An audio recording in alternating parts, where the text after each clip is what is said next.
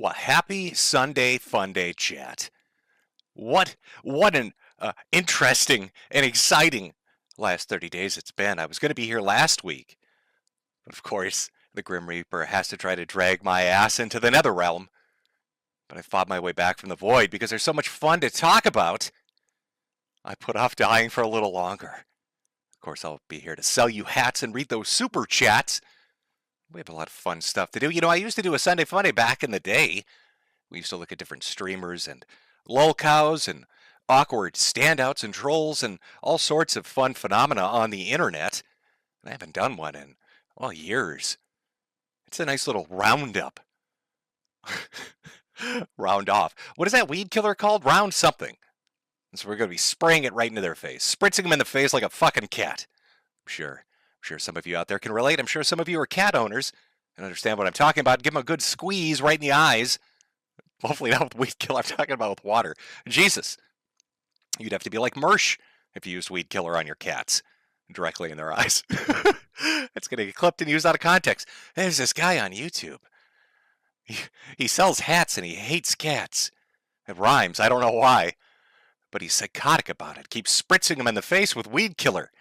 Talking about dandelions. I think it's some kind of acid trip gone wrong. I don't know what he's seeing on these fur lines, but they're clearly not covered in flowers. Or weeds, for that matter. How's your weekend going, chat? How are things where you are? Hopefully everything's coming in loud and clear. I hope my dulcet tones are reaching you as we're getting ready to dive into the insanity that's been going on the last 30 days. Quite a few interesting things going on. And I thought we'd kind of ease us into it by talking about somebody that I covered, I think it was 2 or 3 streams back, when I did a little smorgasbord.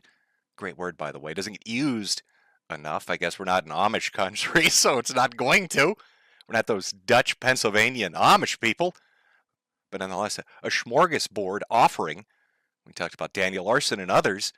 And one of the interesting characters from the internet that we'd gone over was Andy Ditch. Let me just pull this up so we can take a look. Now, maybe you don't remember who Andy is. Put a picture up there. Such a handsome boy. Such an attractive boy. Look at him. Women love that look. They love that super obese and bald. It's a twofer. Nothing gets that pussy wetter than having tits larger than she does and less hair than her pussy. Oh, they love that. It's a little pro tip from me to you. Forget the gym. Just shave part of your head and eat a lot of Twinkies. Be rolling in it like our boy Andy here. Now, we covered him because he's got quite the interesting lifestyle. He runs around faking autism, which was kind of the conclusion we came to after looking at an absurd amount of clips related to him, which was only just a minute amount of what was out there when it comes to Andy. There's quite a lot of content if you were to look into him. People like Kiwi Tapes and Smokey MC cover him quite regularly. Me, not so much. So I got to kind of pick and choose from the best moments and put a compilation together. Well, it's sad news. It's sad news for Andy. Now, I know you're wondering, what kind of sad news could our boy be, experiencing? Did he run out of diapers? I mean, he fakes autism and he has a shit fetish. He likes to poop in diapers and force people to wipe his butt. That's not an exaggeration. That's literally what he does.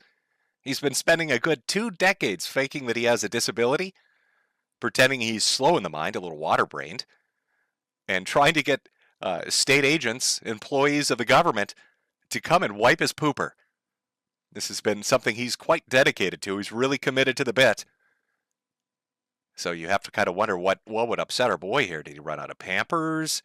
Did the doctors finally get together and just put something in his file that told everybody, hey, wait a minute. This guy is completely full of shit. Not the way he wants to be. He's just a lying bastard. We shouldn't really pay any attention to him. No, there's fucking tragedy in the Andy Ditch household. Now, I know when we talk about tragedy, we have to kind of walk on eggshells. We've got to take a careful perusal of this news. It's quite devastating. Now, Andy is quite the family man. He loves his family, very close to his family, loves his brother, best of friends, is his father's son, always there for the old man, and he loves his mother. Andy he's just very committed to making sure his family's looked after. In fact, he is such a family man, he made the news for how much he loves them. All over the state, They were talking about it incessantly. A man from the city of Tonawanda faces 3 felony charges accused of spiking the food of several of his family members. Police say 34-year-old Andrew Ditch put Epsom salts and laxatives in the food and the water reservoir of the family's coffee machine. The family members knew something was wrong when they all started to suffer from nausea, abdominal pain, and severe diarrhea. Ditch was arraigned and is being held on $5,000 bail. He will return to court tomorrow for a felony hearing. Uh-oh. So as you can tell, he really, oh God, he loves his family, loves it so much he tries to kill them with a little bit of home cooking. Can't remember exactly what he put in there. I think it was Windex, kitty litter. I don't know. You know, it's just he grabbed whatever was on the shelf, whatever kind of looked like baking ingredients that nobody would really notice. Maybe some Epsom salt. And then he could just claim, I went in and thought. No, tragedy struck. And not by Andy's hand. Fate itself has intervened. If you remember, during one of the clips, he had a humidifier he liked to run. A lot of essential oils. His mother and father are very sick. I think his father's in congestive heart failure. The mother also had quite a few medical issues, breathing issues. She was on oxygen. And he used to run a oil machine in the house and basically put her to the point of death because he just didn't give a shit. Well, it looks like fate decided, hey, you know what, Andy? We're going to step in and we're going to take care of it for you, champ. We're gonna swoop in and make sure mom is taken care of. You don't need to raise your hand, little angel, or sweet fat little cherub. Let I, death itself, do it. That's from Kiwi Tape's Twitter account. Hours after his mother's death, Andrew Ditch goes on Facebook to forgive her for denying his incontinence. It's quite a sentence, really. You know, it is tragic when somebody's family member dies, and usually I'm pretty hands-off. I mean, you know, Susan, I've made quite a few wine box jokes about that, had tragedy strike her family when her son died of a drug overdose, and I didn't really make a lot of jokes about that, and then she died too, tragically, leaving a husband and a daughter behind. And I thought, God, that's really dark. And as much as I like to make jokes about her and about YouTube monetization and all that fun stuff, I kind of veered away from it. I made one or two, but I really didn't get into it because I thought it'd be rude. But, you know, occasionally you'll come across somebody's tragedy, and you'll find that they're so insane and disconnected from reality that they have to find some way to incorporate their disgusting sexual fetish into the tragedy that surrounds them. While the rest of their family is grieving the loss of their mother, of somebody they loved who was in the household, he finds a way within minutes of the announcement of her death to make it about him taking shits in diapers. Again, take a close look at what he looks like, and then imagine the googly that's going to be given by this man at the church at her fucking funeral is going to involve the phrases Pampers and I took a big dookie. So I read this and I laughed for a good 20 minutes. And of course, my wife walked in and was curious, why are you laughing so hard? And then I pointed to this and she thought I was a monster. Why would you laugh at an old woman dying? But it's a fact that he had to make it about his incontinence. He had to make it about his fucking shit fetish. And I know Andy is not a big fan of his mother. He's kind of like Boogie, you know? They got some tipple troubles. My mother twitted my fucking tipples! Oh, now my precious little tipples. But I thought we could read it before we get into the other stuff. I thought, let's start on a somber note. So this one is a dedication to his mother. This is what he decided to put on Facebook to the entire neighborhood, to the family, to everybody that has anything to do with him. When they look up his fucking mother's death, this is what they're going to get. From Andrew Ditch. I want you to know, Mom, that I have help for my disability and needs. I am safe. The hard work you had done to help me is all paid off. I just want to hold you, but I couldn't get there in time to see you. I was hoping to see you tomorrow, but we will see you again someday. I wanted to say how I forgive you about not accepting my incontinence and things you had a hard time with doing because of your back, and how if you didn't have the back issues, you probably could have handled me as a kid. Having autism was not your or Mike's fault. I hope he forgives you too. I know I did. I just wanted everything to go back to the way it was before your heart attack in 2012. When I was working and had all kinds of help. Hey, can we just pause for a second here? I know we're only halfway through. 2012 is when her heart condition began, when she had breathing troubles and everything else you associate with somebody having heart issues. 13 years. 13 years you're withering away. 13 years your health is fading you as your heart and ticker goes away. And believe me, this is something I can relate to, having had multiple heart attacks. I've got 2 stents in me. I have congestive heart failure. I know what it's like. It's unpleasant. Everything surrounding it is unpleasant. Now add to that the fact that she is a old woman, geriatric, with other health conditions, barely able to get around her house, barely mobile, as you can imagine any mother or grandmother would be. And you've got this fat, retarded fuckwit for a son. And he is Googleizing you, talking about having to take big old poops. Over a decade. Over a decade of suffering with this fat, ugly, retarded man-child, constantly talking about how he has autism and he needs mommy to wipe his butt. And there you are gasping for breath in your final fucking days as your big retarded son harasses your husband, which he did, by the way. He's currently doing. Harasses your husband and your other children. Won't even allow you the peace of the twilight of your life. Let the morphine take you away in its sweet embrace into the never land of eternity. This fat piece of shit is going to go on and talk about how he forgives you for not working harder through your heart attack recovery to wipe his butt. That's pretty stunning. Mom, you're not going to be forgotten. I hope Kenmore Mercy Hospital, who failed you, does not do this again to anyone. Mom, I'm sorry. I had a hard time functioning and being able to behave because I couldn't do things. I needed predictable environments. Funerals are not fun and are hard to deal with. I just want to cry now because I miss you. At least I have people taking care of me like Name Redacted and others. I would like Name Redacted to go with me tomorrow to be with Dad and be back to my house before dinner time, even if she doesn't get paid the full time, because she only works to 2 p.m. with me tomorrow. Gotta find a way to close it out on something strong, like bitching that your state aide, who's been forced to wipe your butt by the fucking government, doesn't clock out too early. I know you're only getting paid till 2 o'clock, Shaniqua, but I'm really going to need you to take me to this funeral so I can talk about Pampers, and then I'm going to need you to take me to my dad's house so I can make it all about me. It's a very, it's like a portal. People like Andrew Ditch are a portal into modernity. I know. Oh my God. Here goes old man Jim bitching about the kids again. But really, hear me out on this. Is there a better example of what the hell is the matter with people in this day and age? Everything has become some narcissistic, ego-fueled adventure through life. Everybody's the main character. Everybody else is secondary. They don't have feelings or needs. You can categorize them away and make sure the focus of attention is on you, because whatever their hardships are, they don't matter. It doesn't matter if they're a neighbor, a friend, somebody in the neighborhood, an acquaintance, a coworker, or God forbid, a family member. It's all about you. In fact, this fits with the theme of what we're going to be talking about today when we get into it with the in real life streamer apocalypse.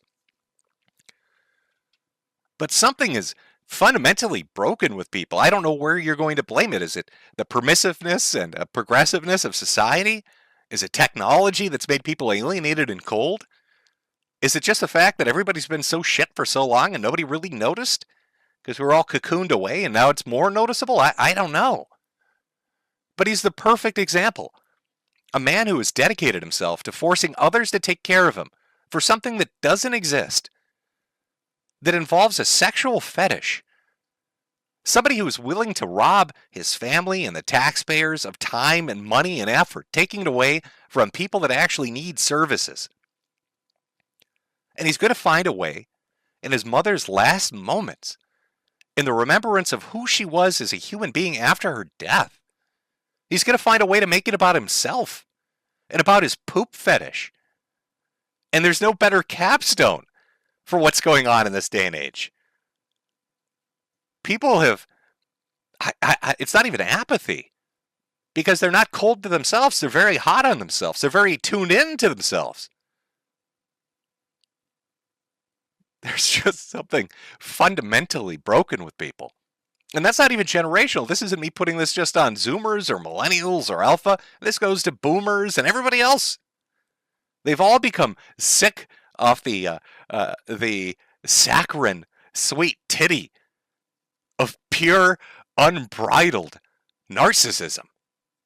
And it's kind of fucking disgusting. It's a little bit insane, I'll be honest with you.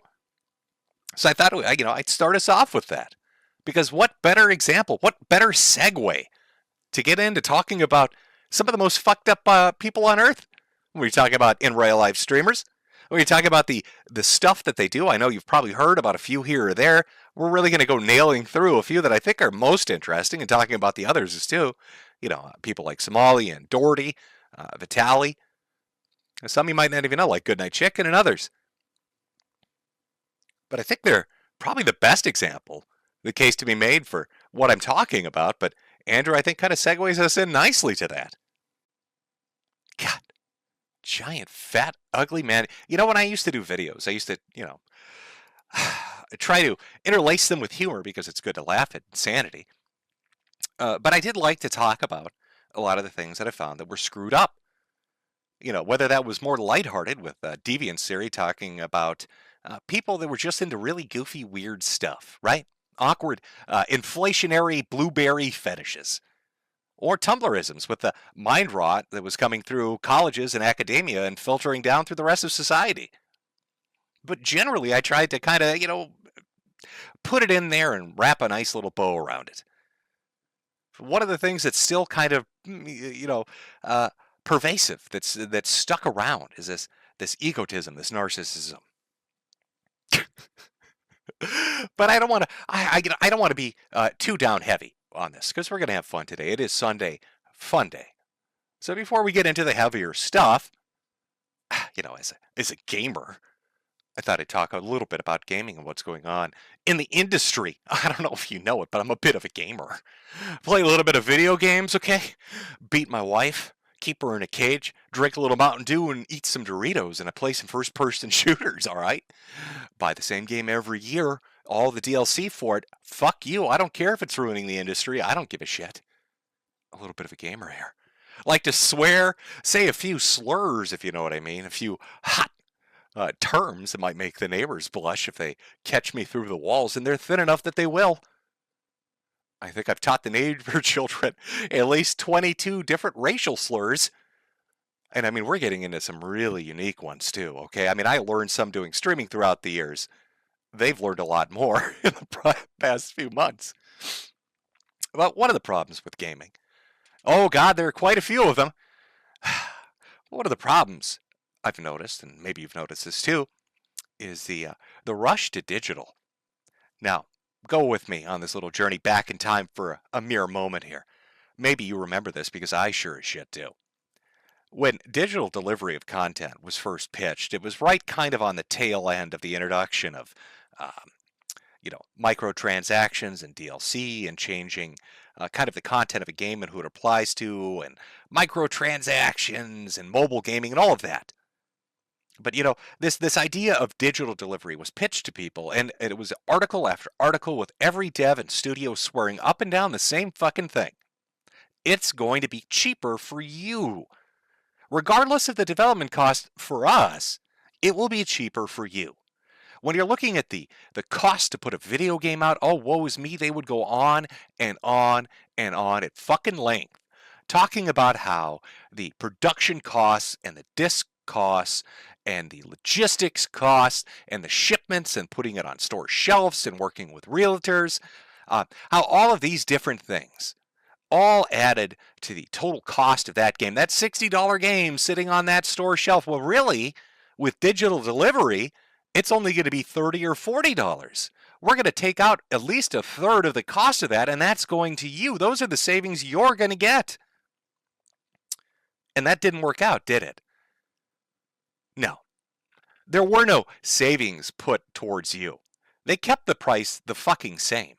When you go to buy a digital copy, it's the same as a physical fucking copy. It's the exact same amount of money. Now, explain to me how that is. After they spent years on a campaign to tell you that you didn't need to own physical media, that digital was just fine. Believe in the power of your hard drive. Believe in the strength of the cloud. And you're going to save some money. You're going to actually be financially better off, and we're going to make just as much money, so don't worry about us.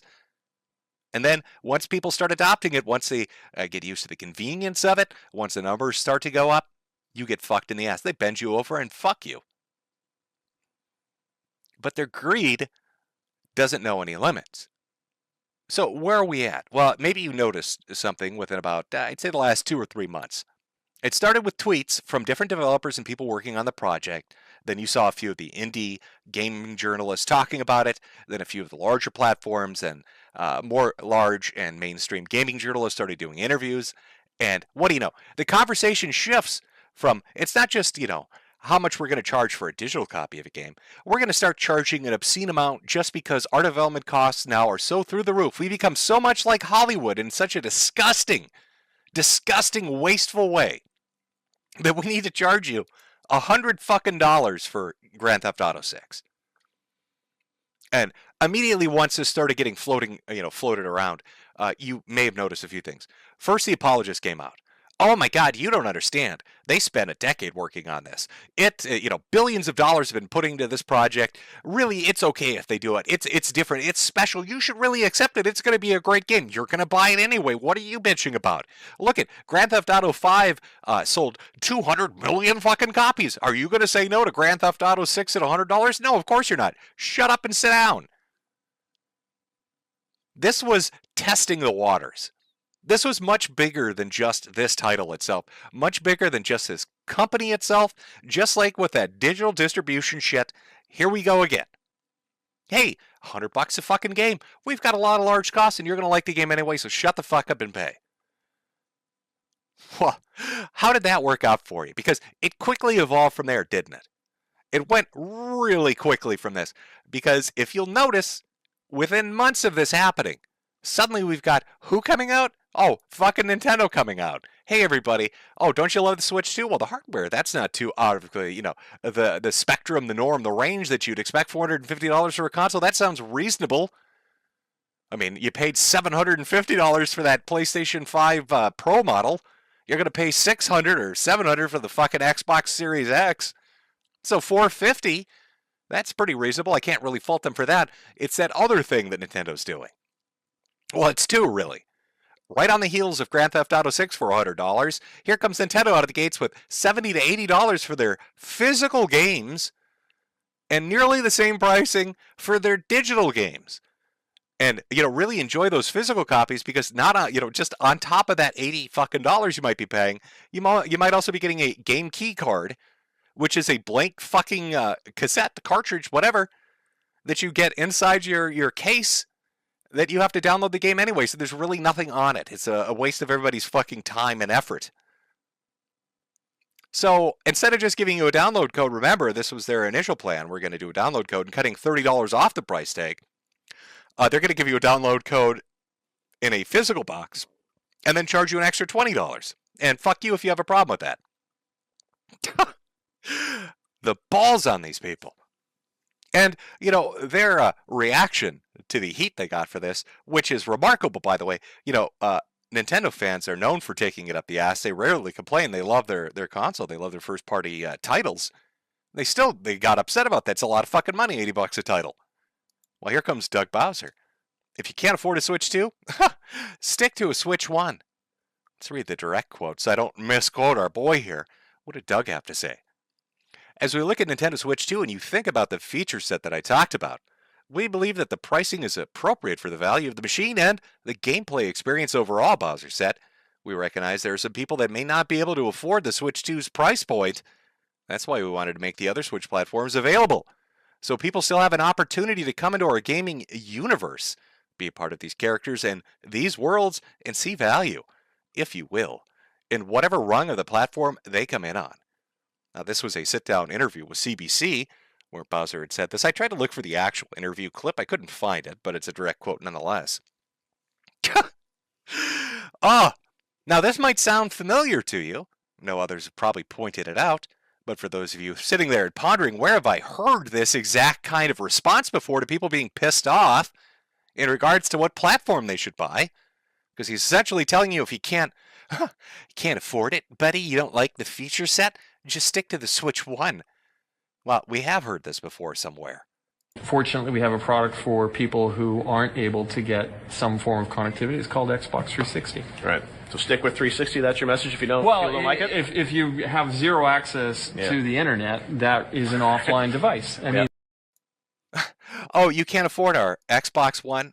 Just stick to a 360, you peasant.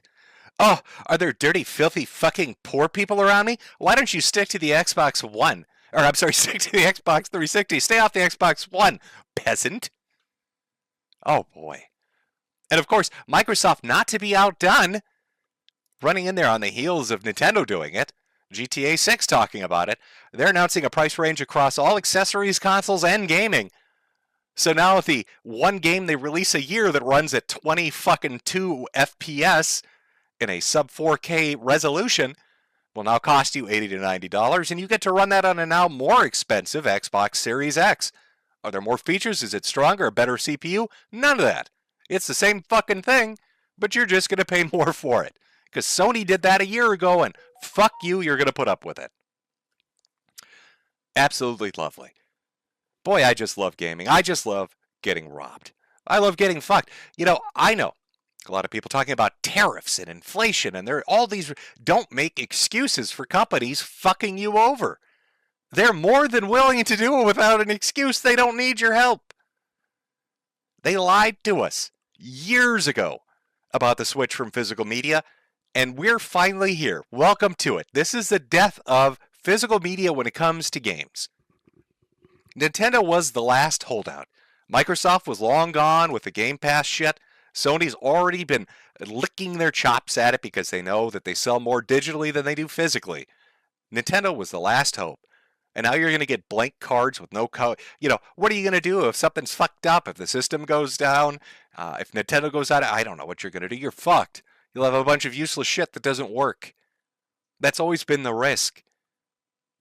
I really thought we'd get at least one more generation, but that's it. It's done. This half and half shit, and then it's gone.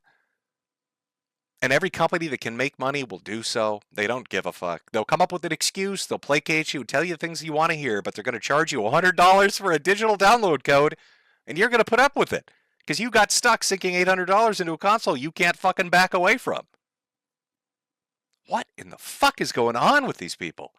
With their overinflated budgets and just horrific fucking customer service and their antagonistic, hostile attitude towards their customers? Is that look at the slop that's coming out. I mean, do I have to point you to how the innumerable number of AAA titles that have come out and are dog shit? I mean, this game in particular, they insulted their fans. They lied about what they were doing. They put together a sloppy product. They delayed it, and it still was a sloppy, shitty product. They lied about their sales numbers to try to make it look better than it was. They antagonized people. They shit on people. They didn't hit those sales figures for an overinflated project that has a fucking bizarre identity of hip-hop chauvinism by DJ Thug Tits here. And they're females. Oh my God, there are so many issues with this particular title. I don't need to go into it. You've got 1,000 YouTubers that will go over it. But it's more to illustrate a point. Look at the things that are coming, even by companies that are known for putting out decent products that people like. Look at Bungie's newest endeavor with Marathon. This absolutely sterile, soulless pile of shit. This looks like the sort of FPS I would have played in the middle of the 2010s that I downloaded off some free-to-play fucking website and runs in the remnants of Flash. That's what this reminds me of. One of those free-to-play FPS shitty Flash games that's got an ugly, understated, indie art style that's just bare bones fucking mechanics. as bare as you can get, charging $40 for your 2-map extravaganza? Are you out of your fucking mind? They put an alpha out there. The alpha doesn't do well, and that's based off the fact that the available numbers you can see of people participating in the alpha went off a cliff on day 2. And so they open it up. They get rid of the NDA because they're going to show you how great it is. And it's soulless slop shit. And how sunk into it is Sony as the owners of Bungie? How fucked are they after Concord and all this? You know, they wanted to hit that trend because game development is always like 5 years behind everything. That's why Sony has so many shit bombs dropping right now, because they really thought they were going to be the next fucking Fortnite. They really thought that they were going to get on that Tarkov shit. And here they are years later with a fucking uninspired, sloppy, shitty, fucking sterile mess. Time and again. And of course, those games by themselves are shit. But then you infuse that uppity, lib shit, hippie, fuckwit San Francisco flavor. And you're cooking. You got a little fagaroni on the stove. Now the blue hairs have really, really fucked you with their horrific looking color schemes and models. They got to put a little DEI in there for no reason. Nobody's going to stop them. God almighty, what is going on? And there's suffering. They and all the people they work with are absolutely suffering for it. Even in gaming adjacent sectors like gaming journalism, here comes Polygon. Gaming news site Polygon gutted by massive layoffs amid sale to Valnet. Polygon co-founder says he's just completely sickened by the news. Oh, are you, buddy? Oh, God, it's so devastating. Oh, everybody at Polygon got fucked in the ass. Well, you know, first off, you don't hate gaming journalists as much as you should. So let's celebrate. Can I get an F? Can I get an F for fuck you, Polygon? Can I get an S for spit on him? Oh, it's into the bread lines with you, Libby. Take your hippie smelly ass, take your San Francisco ass into the fucking bread lines. That's where you belong. Let's get an S. Let's get some S's. My little snakes. My little sweetie squad snakes. Can we get some? Let's spit on them. Show me a little contempt and spit on the motherfuckers. Grind them into the dust. You need to celebrate more. You need to celebrate when your enemies make a tactical mistake for their hardships and suffering. You know, that that quote from Sam Hyde is fucking accurate when he talks about what they want to do when they win, hurting you and your family and your children and thinking it's funny. Show no mercy. Enjoy your victory. Savor it. Grind them into the fucking dust so they can't get snotty about it because they think they have the moral high ground. Fuck you. Fuck you. Who's going to hire you now? Where are you going to write now? Because this trend is everywhere. It's not just in gaming journalism. It's all the fucking companies. Report, EA lays off hundreds of workers after canceling games at Respawn Entertainment. 300 to 400 fucking employees. 300 to 400. And this isn't, something that's once in a blue moon. This has been every fucking week since the start of pretty much 2025. It's news of some AAA game failing, some company failing their earnings report, some endeavor being canceled, some gaming adjacent thing getting gutted and all the people fired, gaming journalists being nailed to the fucking wall by new parent companies, and corporations expunging subsidiary studios and letting go of mass amounts of employees. You know, when I looked at the numbers, it was catastrophic. I don't think people understand how catastrophic the percentage of firings in the gaming industry have been in 2023 and in 2024. When you hear numbers between 10 to 20,000 employees throughout that entire fiscal year period, you're talking anywhere from 15 to 20% of people being shit kicked. And here we are in a new year, brand new year, keeping those numbers. We're fighting for those numbers. We're pumping them, boys. We're pumping them. So you tell me, what message is that sending to these fucking retards? Because I'm confused. How is a company going to come to me and say, hey, you're going to pay me $100 for this game, and it's a digital-only game? What are you going to do? Well, how about I don't buy it, asshole? How about your industry is literally getting a boot on its neck? I am George Floyding your fucking industry. Where are you to dictate to me anything? Where are you to get snotty with me about fucking anything? I will burn your shit to the ground, and then I'll pirate the stuff that you worked on before you became poverty-stricken. What are you gonna do about it, bitch? Ask your journalist friends to write an article crying? Sorry, they got fired too. Where do you get off treating me as a customer like shit? You smug little fuckers. For a decade, you've been like this. And now you are reaping what you sowed. And I think it is fantastic. Because this industry needs to get gutted. It is as incompetent and spend happy and visionless as Hollywood. When you look at the amount of monies those studios lose, the amount of projects they embark upon that are fiscal fucking disasters, and then you look at the gaming industry and notice they have followed lockstep with that fucking model. But the difference is Hollywood has existed for 100 fucking years, so they know how to use and abuse tax shelters and all sorts of loopholes to protect their ass. Whereas you, my gaming industry friend, don't know how to do that. Nobody has a 100-year relationship with your shithouse. You're going to dictate to the customers that we need to spend more money and be happy about it and get less for it? How about fuck you? How about I can handle not having any video games for a decade? Can you handle not living in a house? I can handle no multiplayer for a decade. I'll read a book. Can you handle living in your fucking car? I can handle not enjoying the newest fighting game or the newest pew-pew shooter game. Can you handle 18 days in a row of no food in your tummy?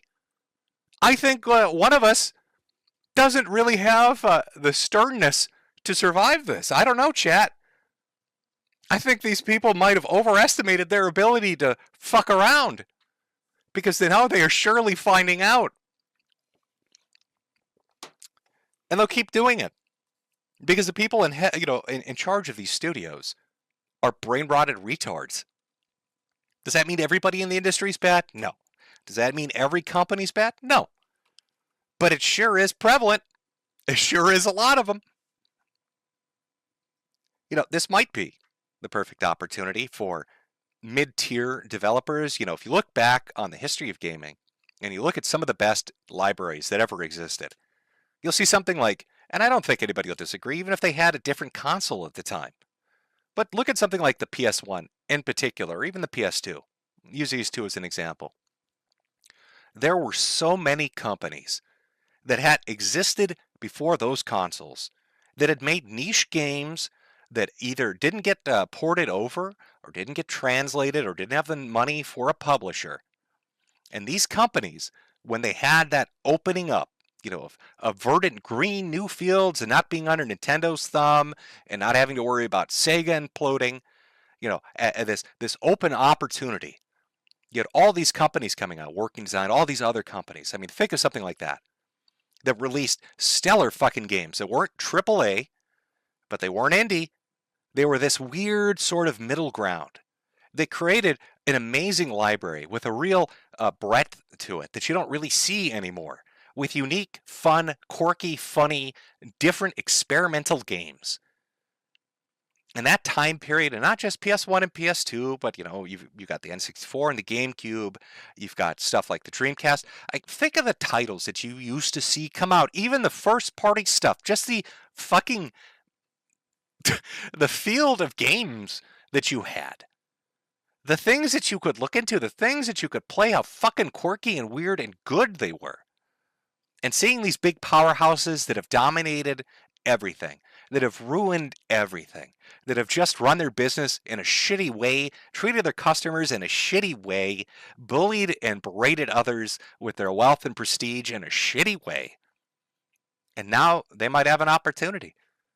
As they all fucking go down in flames, a little guy can pop up and say, hey, we don't have $100 million budget, but we make stuff that's not dog shit. Maybe you should check it out. Maybe you'd like it.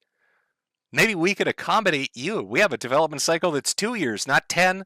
We have a budget that's $10 million, not $200 million. And we don't do marketing because you tell people if it's good or not, and we sell based on that. I don't know who's going to reign. Is this going to be left? Is Evercade going to be the last fucking console that does physical? Are we going to all be dual swapping our ROMs into fucking Evercade machines? I don't mind that. It can run fucking Tomb Raider and Legacy of Kain, so I'm fine with it. It's like a Sharp X 86,000 or a PC 8801. Fuck it. Let's do it. Let's dual boot this bitch.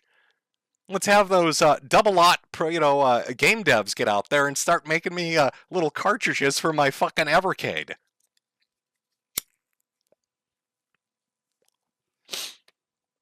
Oh, sorry, I went off on a bit of a tangent. Yeah, this is just, it's something that does bother me. I probably, like the majority of you who are watching this, have, I'm your typical, I'm so typical when this comes to it, middle class.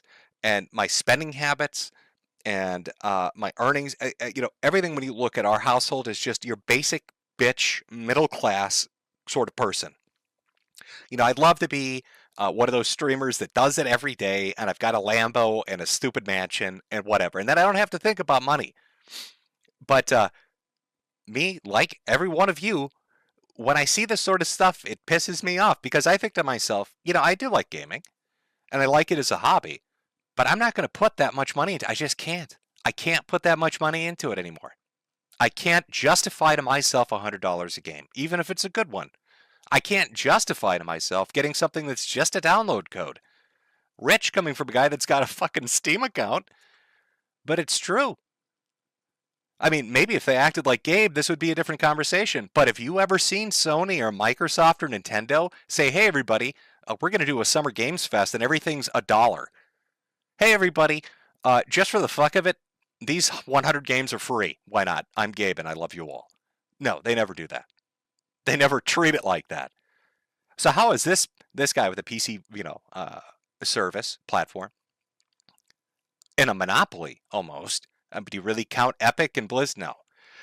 So with a monopoly, is still more generous to everybody than all of them. It blows my mind. It really fucking it gets to me. And I kind of wonder if Gabe ever has a conversation with the people on his platform when he talks about doing sales and he's like, listen, it's fucking digital, man. You don't have a product cost. Yeah, we get a cut, but everybody gets a cut. That's the reality of how this works. That's a platform cut, just like you'd get on a console. But what you don't have is a physical cost. So it just, when it comes to this hobby, I can't justify it. I can't pay $100 for a fucking download code. I can't pay $100 for something that should never have gotten to this. And I don't want to hear about, I've got a JCPenney catalog and a Toys R Us flyer from the 1990s. Yeah, from Serbia. Okay, you got that from Germany or from England or whatever other fucking country it was from. Yes, I get it. Nintendo occasionally had overpriced shit. But if you look at the N64 and you read everything about it, there was a reason. Those cartridges were cost prohibitive. That's why why do you think Final Fantasy VII ended up on the PlayStation rather than the N64? Square didn't want to pay money to put it on a cart. So it's a completely different fucking conversation. Oh, I just got my gamer hackles up. I'm sorry, ladies and gentlemen. Just freaking out a little bit. There's Jimmy's getting a little hot. But I wanted to switch it up a little bit. I wanted to switch it up a little bit before we get into some of the more serious stuff. Talk a little bit about Andy Ditch, rip in peace, Mama Ditch, and a little bit about gaming. But the actual show, the main show, is coming up here. We've got two things, the IRL streamer apocalypse, but we've got another one that I'm going to work my way into because you might not be aware of it. Currently happening right now at this very moment. But Give, Send, Go, they're in the middle of a race war. Race war! Race war! Race war! Race war's on, everybody! It's going down! Shit is going down! Now you see, the story of the Give, Send, Go race war is quite interesting. It focuses around two campaigns that have shown up on this little indie platform where you can do donation campaigns. Think of a GoFundMe. Maybe you haven't heard of Give, Send, Go. It's just an alternative, same thing. There's nothing really super different. They're a little more forgiving, though, when it comes to what kind of campaigns can be on there. They were sort of established as that, as the alternative that wouldn't boot you for putting a campaign on their platform. And our story of the Give, Send, Go race war begins with two particular campaigns. One revolving around a gentleman named Carmelo Anthony, who, as you know, I checked this earlier today, maybe the numbers are a little off, but as of today, is sitting at $521,872 raised off 15,235 donations. Now, Carmelo Anthony is somebody who's been accused of murdering another student. He stabbed him in the heart at was it a track meet or a run? Killed the kid. And they have put up this campaign, and a lot of people, 15,000, have donated $521,000 to him and his family. But Carmelo's not the only one up there right now. No, we've got another person. This is what makes it a race war. Her name is Shiloh Hendricks. Currently sitting at $628,342, up 23,359 donations. Now, Shiloh Hendricks didn't murder anyone. She didn't go around stabbing high school track athletes in their heart with a fucking Bowie knife. She said a no-no word on a playground to a child that was allegedly stealing from her and her family and was in the middle of getting canceled. Oh, cancel culture. But something funny happened, and we're going to talk about that. We're going to talk about the Give, Send, Go race war, the story of Carmelo Anthony and Shiloh Hendricks, and what the hell is going on. Because it talks to larger issues that are currently happening in society right now, and something that's sort of kind of fucking remarkable. And these stories are really actually related in a way you might not imagine. But before we get into that, because this is going to be the show proper, and boy, am I probably going to get in a lot of shit for this one, based on the clips I've got ready to play. It's going to be fun, I'm telling you. Before we get into that, this is a hat-funded economy, so let me be a little bit of a whore, and then we're going to take a small break, and after we do the break, we're going to get into the race war. So I'm going to let my little merch commercial play. Take 5 minutes, grab yourself a drink, get ready. Of course, listen to the commercial. Go get some of the new Americana merch, the Brutalism stuff. It's good stuff. Or maybe some Candyman merch. I don't know. It really is up to you what you'd like. There's a whole host of new items up there. I think I've got a picture of a few of them. There you go. The Brutal Americanism and the Sweetie Squad van. The very nice, wholesome family stuff. Mars is Ours, Manifest Destiny in Outer Space. Good stuff, too. Find that over at Metokur.myshopify.com, home to many hats. So let's do a small break. We'll get back into it with the Shiloh Hendricks story and Carmelo Anthony. Believe me, it's going to be a doozy. It's going to be a doozy. Oh, boy. We all love Jim's hats. Let me move a little bit. Over on Shopify. Metokur.myshopify.com. Buy the finest hats available. You got to do this. You're going to do that over at my store. Buy my hats. Cage the communist lesson. Fuck the lemons. Buy a hat. You got to do this. Buy my hats. You got to do this. Buy my hats. You know what? Buy a hat for your hat. You got to do this. Buy my hats. You got to do this. Buy a hat for your hat. Quality. Buy my hats. You got to do this. Buy a hat for your hat. You got to do this. Buy my hats. You got to do this. Buy a hat for your hat. Oh, holy shit. Oh, what a fucking beautiful ending to this. Oh, God. Let me get a cigarette for this one.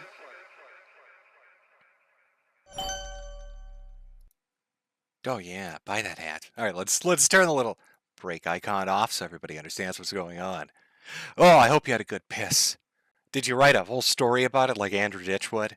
Did you say, "Dear Mom, there was a stream going on and I had to go take a piss break. Please post this on Facebook for the whole family to know"? I hear that's a trend now. So I've set the stage. Give, Send, Go.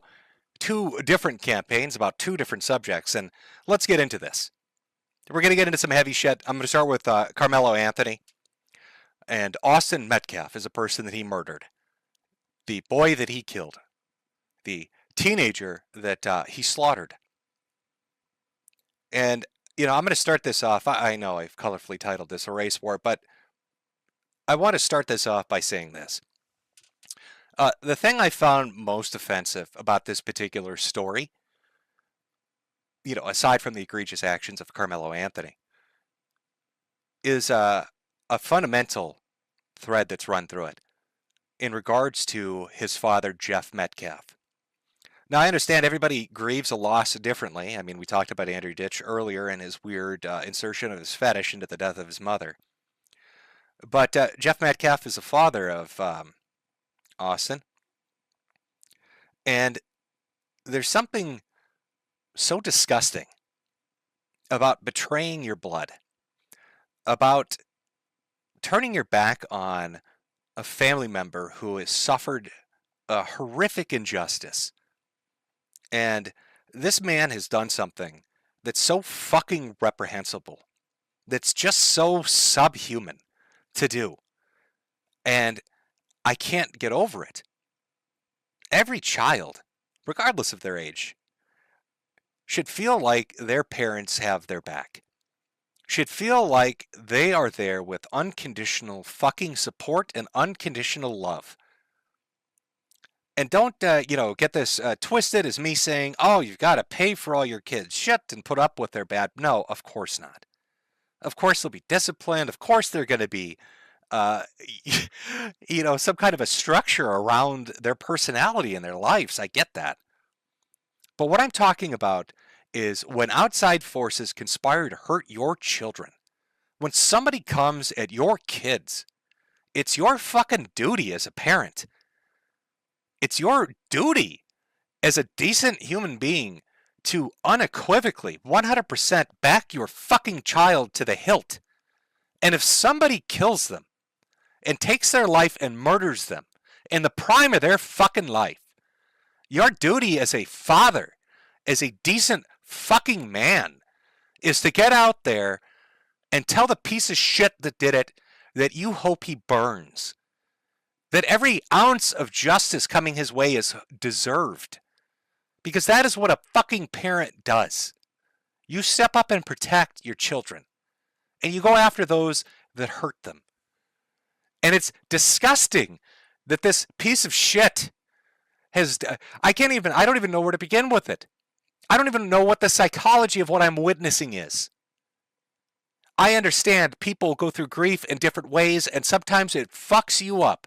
Sometimes it scatters you to the wind, and it makes you think in weird ways and do weird shit because you can't accept the reality that somebody you fucking love, that you had a hand in creating and raising, is dead.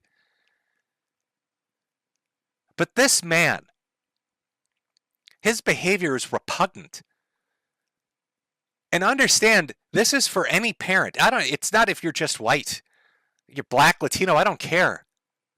If you betray your kid like this, you deserve scorn. So I want to show you what this man, quote unquote, has done. His son has been murdered. That's what he knows. Stabbed at a school meet. That's what he knows. And within 24 hours, he's out there to make sure that nobody picks on the other boy that annihilated his son. He wants to make sure that nobody says mean things. You might hurt the feeling of the piece of shit, the homicidal maniac, the fucking criminal that killed your kid. You want to make sure to go out there and let everybody know, the world and the news and your neighbors, to be nice, to behave. You're going to go out there and protect the piece of shit that killed your son. It's very unfortunate that this other child decided to make a bad choice that's going to affect him for the rest of his life. I have compassion for every human being. This is not, I want to make this very clear. This is not a race issue. This is not a black and white issue. I don't want someone stepping up on a soapbox trying to politicize this. I don't appreciate some of the remarks I've seen online that people say there was this fight and they don't know. They weren't there. They don't know. They weren't there. Hey, you don't understand. All right, this boy is a human being. He's got some feelings too. You know, when he when he was shoving that Bowie knife in my boy's heart, as he sliced his heart open with a giant Bowie knife like a fucking victim out of a shitty Hollywood horror movie, when he's reenacting Scream on my son in that school tent, he hurt his wrist a little bit. The thrust of the dagger in my athletic son's chest, because he is athletic, he's well defined and built those muscles, they provided some resistance, and you don't understand, he hurt his hand. That's not a black or white thing, that's a human being thing. Don't you understand this poor boy that annihilated my fucking son needs your sympathy? And don't you dare say otherwise, or you might be a racist. You might be one of those bad people that says spicy things like the N-word. I want to clarify something right off the start, because I've already heard some rumors and some gossip. This was not a race thing, and this is not a political thing. Please do not comment if you do not know what happened. Do not turn this into a racial thing. It was not. Do not politicize this. It's not. This is a human being thing. This person made a bad choice, and it affected both his family and my family forever. Oh, somebody who else it also just happened to affect was your son, who he murdered. What a fucking betrayal. Now, I don't have some special insight. I can't tell you if there's an afterlife, and if there is an afterlife, what kind it is, what religion it might be. But imagine that such an afterlife does exist, and his son is in it. And after being taken from this world so early, he sees his father kissing the ass of the piece of shit that took him from it. What level of betrayal is that? What level of sort of disgusting suicidal empathy are we at? Now, you might wonder, what about the rest of the family? He happens to have a twin brother who was there and watched his brother die, held him in his fucking arms as he bled to death. Or the mother who's now lost a son she'll never have, what their opinion is. Because when the news covered this story, they were so shocked by what this man was saying publicly, both during press events and directly to news stations, that they decided they had to talk to the rest of the family and see what the fuck is going on. I heard your husband say within hours of this that he forgave this other young man, and he got there so quickly. And I honestly don't know that I could. And I just want to see, and I don't know if there's a right or a wrong place to be, especially as quickly as this has happened. Megan, how do you feel on that front today? I am not like their dad. I am so angry at that boy. And it's just not fair. That's all I have. Yeah, it isn't fair. Yeah, and I would be angry too. I think anybody would. Any sensible person might be. Now this farce, this fucking circus, continues on. The father, he just couldn't help himself. He had to insert himself and give this speech time and time again. Now, when people die, especially in a lot of public eye-catching ways, or things that get a lot of news coverage, or things that really, anger people, as this particular case had before the Gives and Go even started, you'll get others that will start to insert themselves, others with political beliefs, organizations that will try to latch on or use the event that happened and try to incorporate it. And I get that. That sucks, and most people would be annoyed by it. That's understandable. But the father decided to use such an occurrence where a group of people, I don't even know who it is exactly, used his son, talked about his son, said it shouldn't be happening, talked about white kids getting killed across the country. And instead of telling the guy, just fuck off, decided to grandstand. Now, the audio is a little out on this. I tried my best to fix it. It's going to come blasting through. But let's listen to some pearls that he decided to drop after telling everybody to be nice to the killer. Country is wrong. Why can't you stand that and say with that? Maybe you can. Would you be willing to stand by me in a press conference or in an individual interview and talk about this issue that is larger than Austin at this point? God rest the beautiful young man's soul that would have been one of our strongest voices if he was still alive today. Yes, I am, sir.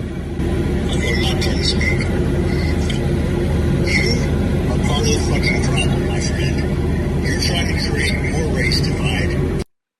Okay, I didn't subtitle it, so I'm just going to say it out loud to you. Hopefully you can pick up on it as we're listening to it. Again, the audio is completely fucked. He's doing this via phone to this man, and that's being picked up by a mic that's in the crowd.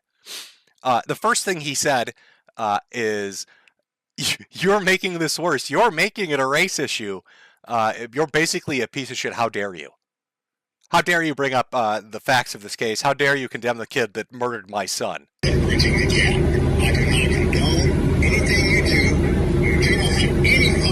That's called white guilt. No, let it talk.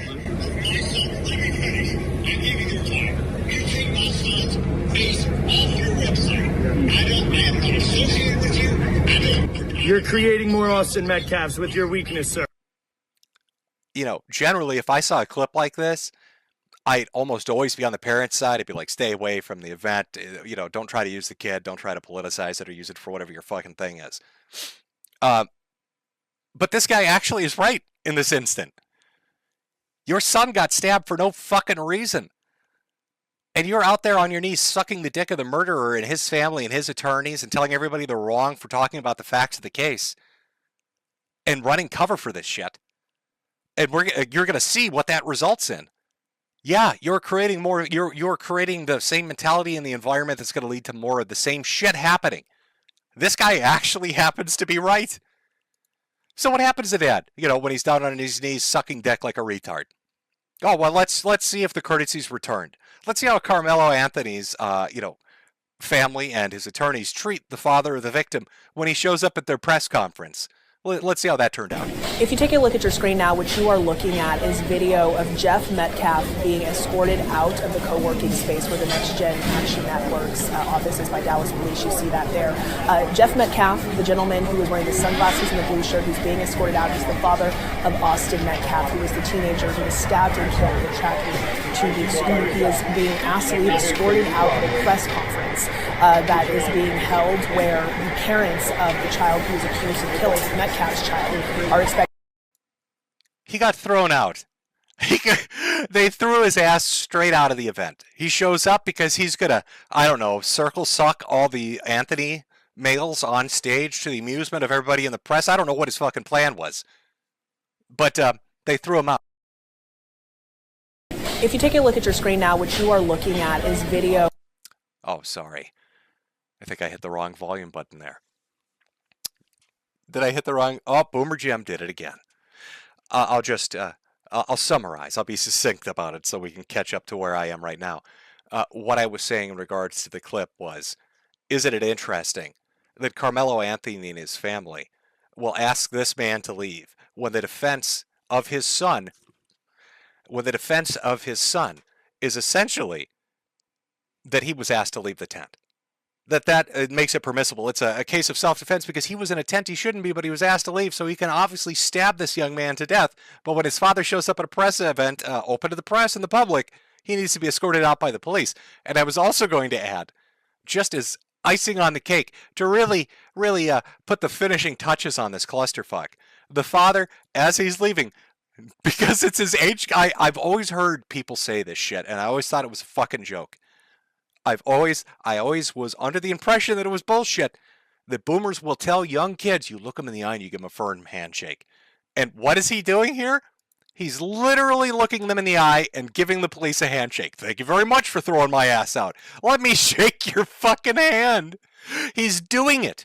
He's doing the meme. Amazing. And what did, really just to kind of cap this off, what did Anthony's attorney have to say about this after having him escorted out and thrown out? After this man has gotten on his knees and sucked the dick of the person that killed his fucking kid? What did they have to say about it? Oh, let's give it a listen. And all I'm going to say, so it don't be asked later, is that was disrespectful and just shows you all the character who is not invited. He knows that it's inappropriate to be near this family, but he did it. And so I say to people, actions speak louder than words. Okay? What he has failed into is the political operatives that want to make this thing a political thing of hate, yet bigotry, and yet racism. Das racist. Oh, shit. Can I say first, I really appreciate the costume choice of the man on the left. I feel like I'm watching a Kid and Play movie from the late 80s, early 90s. I'm just waiting for fucking Urkel to pop out somewhere. It's like one of those made-for-TV movies where they're kind of adults, but they don't say any cuss words, and they're gonna get jiggy with it, yo. That's the outfit this motherfucker's decided to wear to this press event. And then he's got the dime store preacher as his fucking attorney up there. I don't know if this nigga's gonna sell me a fucking Cadillac or what. What are we doing up here? Oh lordy. This man is a racist. Beautiful. Fucking beautiful. So you might be asking yourself, because Carmelo now is sitting on how much money in total was it? How much money in total was it that they fucking raised? Let me just pull this up here. Yeah, $521,000.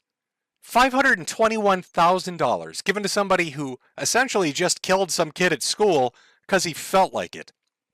Wasn't supposed to be at the event, wasn't registered in the event, skipped school to go there.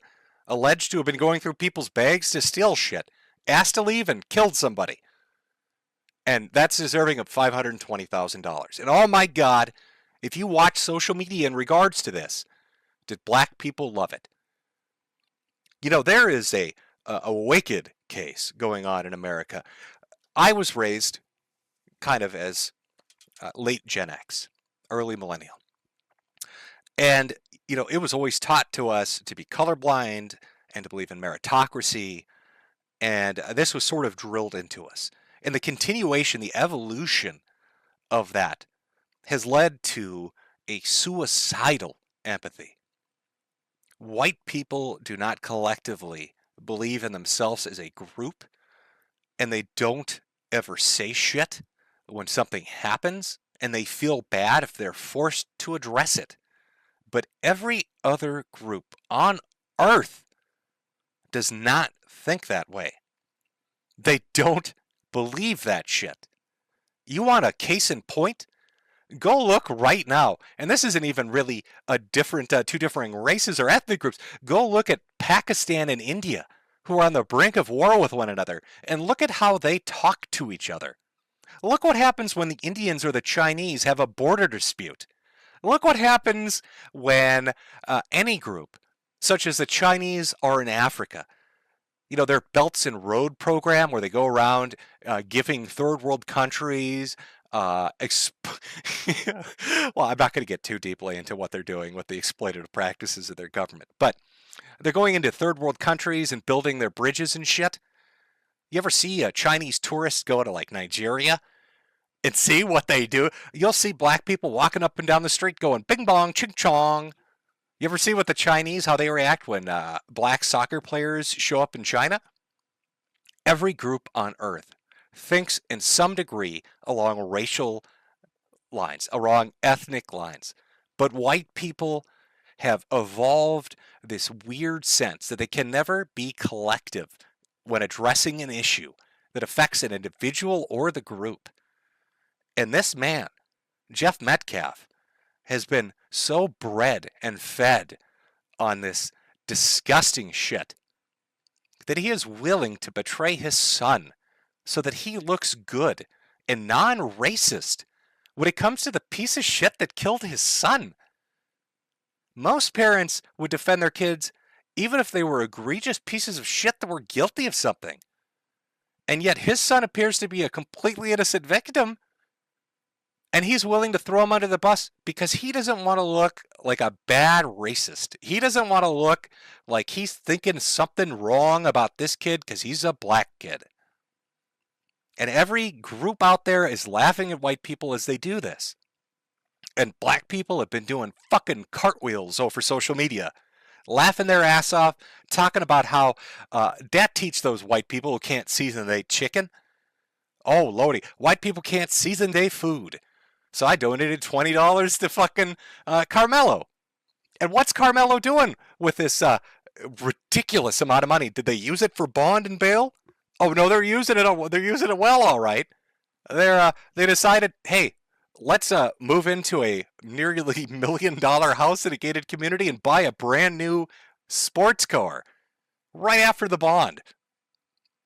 So, if I'm getting this right, he murders a kid for no reason, gets $500,000, moves into a nice house and gets a fancy car, and the victim's father gets on his knees to suck his dick.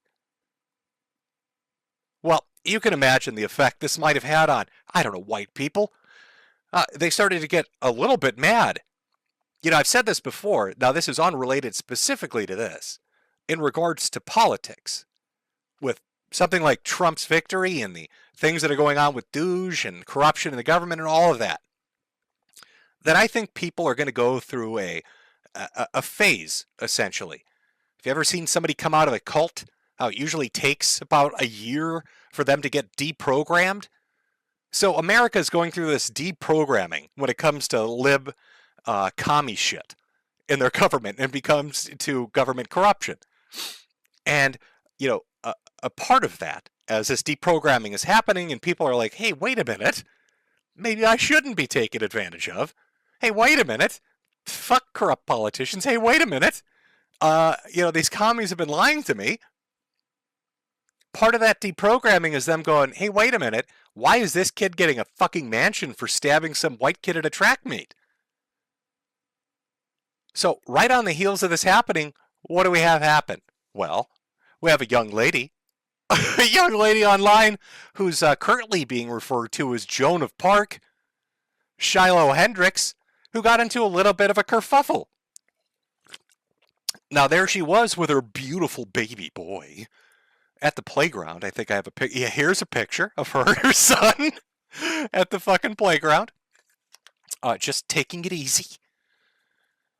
When allegedly one of the little kids at the playground, little black boy, went through her stuff and stole shit out of her purse, and she flipped out and said a naughty word.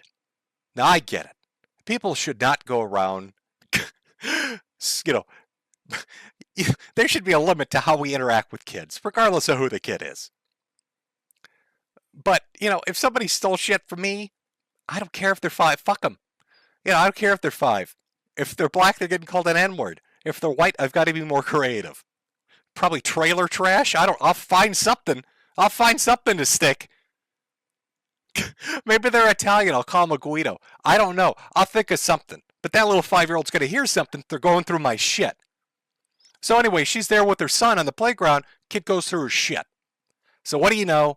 Because this is a modern day and age, and you can't do anything, anywhere, anytime, to any degree that involves an expression of who you are without somebody showing up with a fucking camera phone and deciding that they're going to use it to get you canceled. Call him the child? The fuck you talking Did you about? call the child the word? None of your fucking business. It is my own business. You call him a... Okay, why don't you have the boss to say it right now again? Fuck you, Okay. All right, that's what you say. You don't go digging through people's shit, you dumb fuck. Nobody dig into your shit. A little fucking kid just did, you dumbass. That little kid, you call him a... Yeah. The little child? What if he acts like one, he's gonna... Are you about to hit him? You chase him here? He took my son's stuff. So that gives you the right to call the child, 5-year-old, and the N-word. If that's what he's gonna act That's like. what you're gonna call him. That's what he's gonna act like. You know, that's a hate speech. And you can be recorded for that. I don't give a shit. Huh. Fuck off. Okay, we'll see about that, what the internet has to say about you.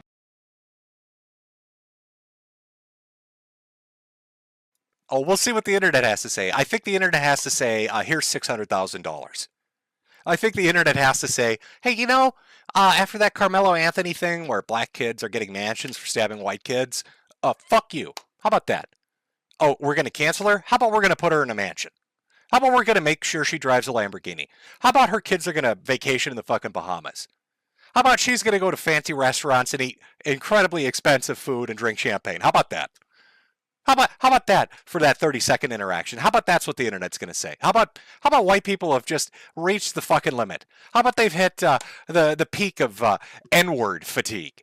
How about they just don't give a fuck anymore? And we're going to sanctify and canonize Joan of Park here. How about that?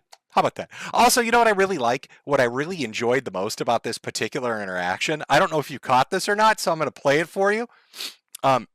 She's like a horse whisperer to this guy. I don't know if you caught it. Let me replay it. She's using a very special vocalization technique to get her point across. You call him a nigger? Call him a nigger? I can't believe she monkey talked him. She sassed him. That was an orangutan call she did to this guy in the middle of this fucking park. And he didn't have any, that dead stop, he didn't know what the fuck to do. Did this bitch did she just McGilla Gorilla me in the middle of this fucking park? 600,000, here you go. Here's your money. Would you like Bitcoin with that?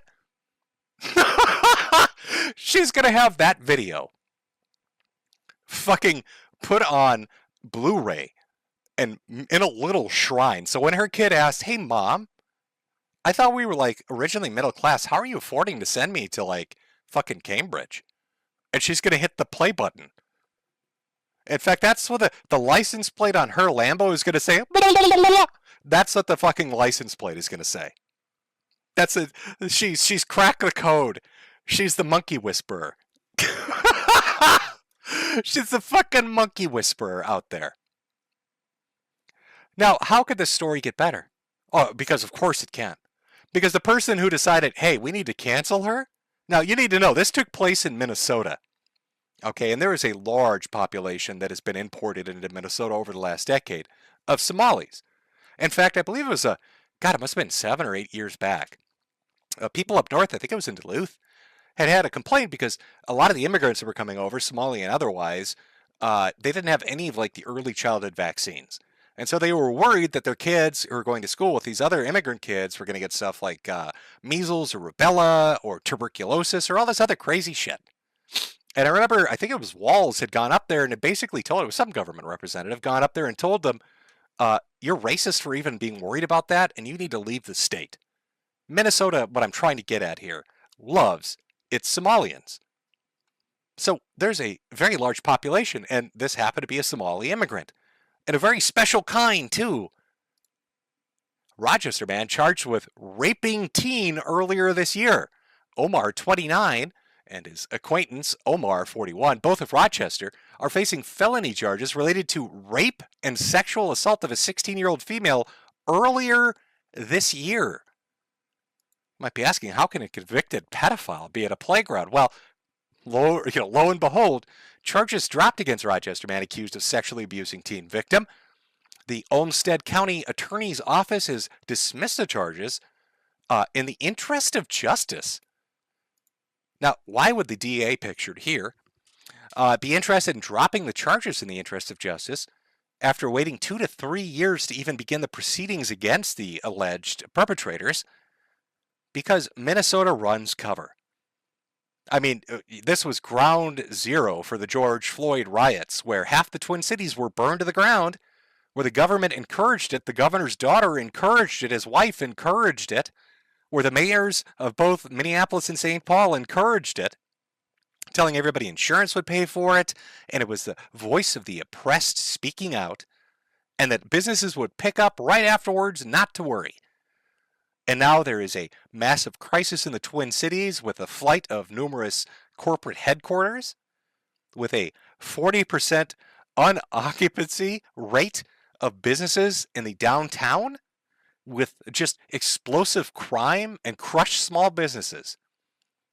This state loves protecting criminals.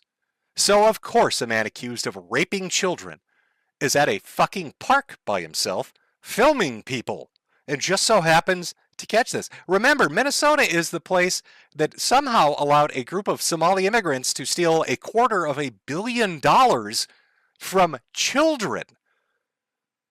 They stole $250 million from kids in relation to feeding them.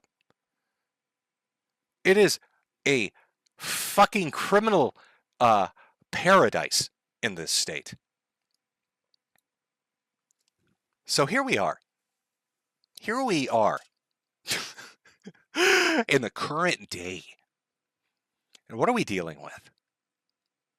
On Give, Send, Go, you've got a group of people, mostly black, mostly, tweeted about by black people, and then you've got that special taste of liberal, that flavor that always pops up, that middle-aged fat white woman that just loves to take up these causes and dynamics. Out there, putting out that that Give, Send, Go, making $500,000 for stabbing some white kid to death and laughing about it as the father begs for forgiveness. And then you've got white people who are essentially sort of waking up, getting tired of it, I guess, and have decided, you know what? We don't really know shit about this woman. All we know is some pedophile on a playground is saying they're going to cancel her because she got pissed at some kid stealing shit from her. And instead of letting her get swatted and fired and fucked with, we're going to make him a millionaire. So let me just say, welcome back, white people. Round of applause. It took you long enough. You've been sitting there for so long getting fucked in the ass, thinking of yourself as not a group, thinking race didn't exist, as everyone laughed at you, as criminals exploited you, as politicians pissed on you, as you kept getting fucked out of scholarships and business positions, as everybody told you that you were the responsible one for all the woes of society. And you finally decided, nah, you know what, I'm good. I think I've had enough. I think white people might have reached their limit. I think white people might have woken the fuck up. I just don't get it. I really don't.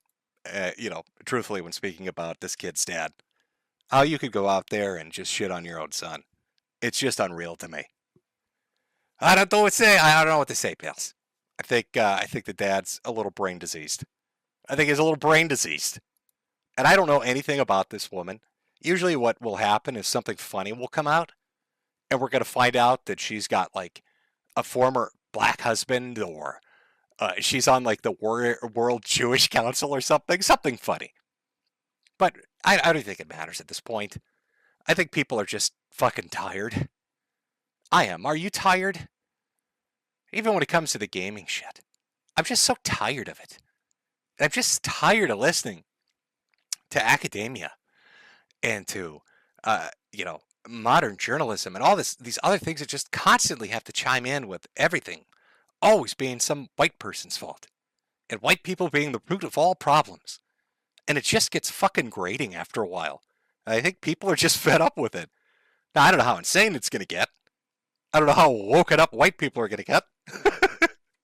But at least we'll get some spicy shit posts, maybe.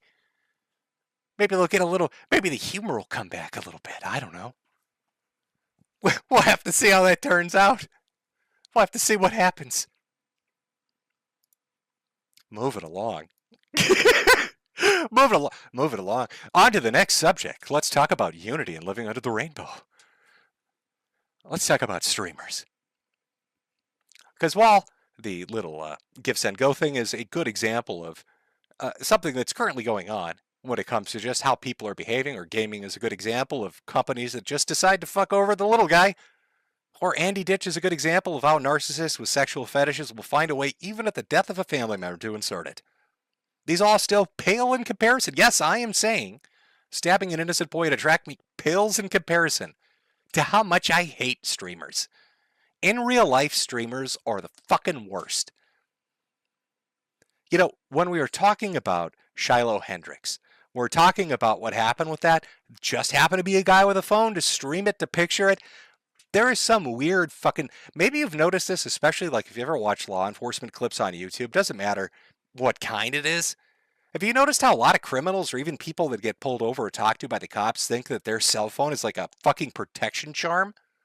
That think that it's somehow going to ward off anybody fucking with them? And this mentality extends to everybody. We're going to cancel anybody. I've got my phone on me. You better not say a mean thing to me. How many cyclists make it their life's mission to be dicks in traffic with a fucking phone camera going, just in hopes that they can fuck with a driver doing their basic commute to work in the morning? It's like a sickness. And like the best example, like the focal point for what I'm talking about are IRL streamers. What started off as cutesy shit where their audience would fuck with the streamer has like metastasized, it's metamorphosed into this horrendous diseased thing where people think that they can just go out and fuck with an everyday person, and because they have their fucking little camera phone on them, they're untouchable. And it's the most obnoxious shit. You know, back in the day, I used to do videos on spree killers, and I hated them. I hate spree killers. And one of the reasons I hate that is because these assholes would always have a list of gripes, regardless of what it was. But they'd never go after the people they talked about. Instead, they'd go to some supermarket and kill innocent people. They'd go to some religious institution and kill innocent people. Your regular, everyday folk who aren't fucking with anybody, that are just trying to get by, and some rancid piece of shit has to go out and fuck them up for no reason. And IRL streamers are like a shadow of that. They've decided they have some kind of God-given right to go out and fuck with people and make money from it. And they're untouchable. Jack Doherty is a great example of this. Hires security, big muscular motherfuckers to go with him.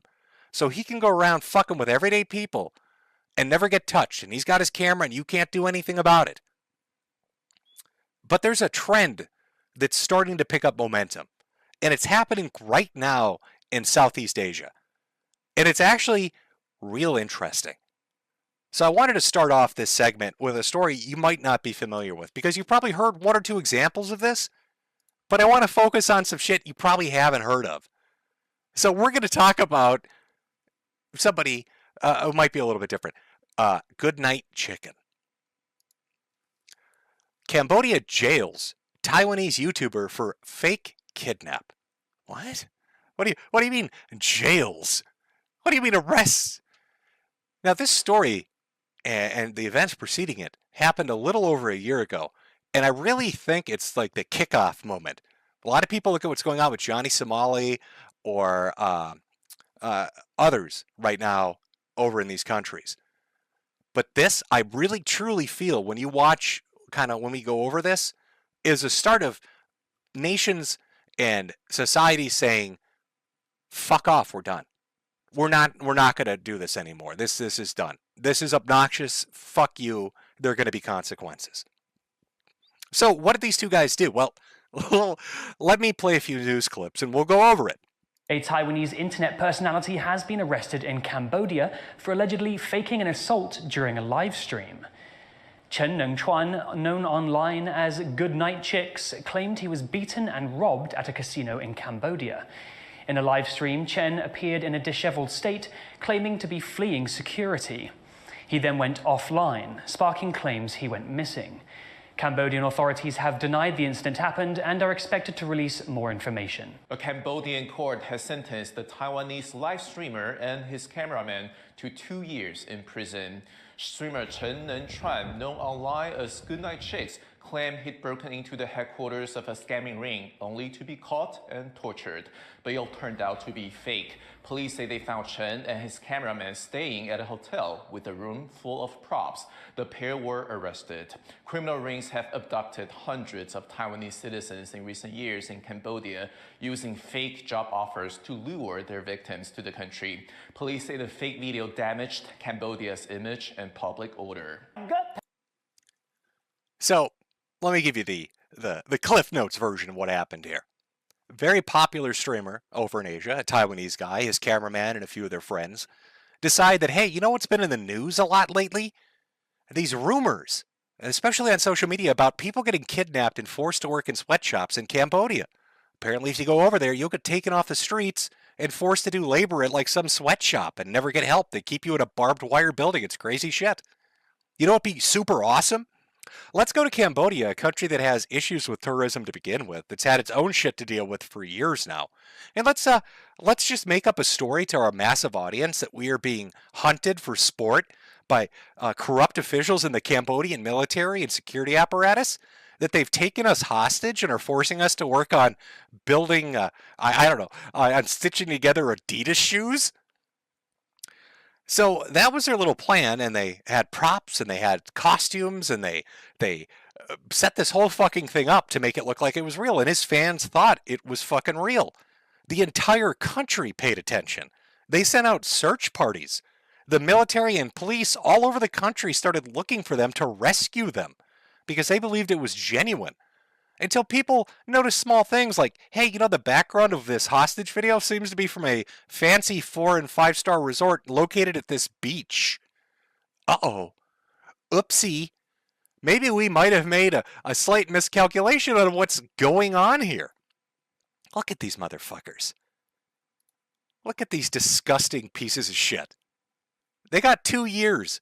2 years. Cambodia put its foot down and decided, you know what? We're done. We're done fucking playing games. Fuck live streamers. Fuck these IRL parasites. You don't get to come, fuck with people, fuck with governments, fuck with reputations. You don't get to screw people over to make a nickel and then walk away like it's just a prank, bro. You know what the prank is? You're going to prison for 2 years. And the best response, and I swear to God, I wish other countries would do this, is what their government said. Imagine this. These guys get sentenced to 2 years in prison, and their families are hysterical, and their friends are hysterical over this. So they make an appeal to the Prime Minister of Cambodia.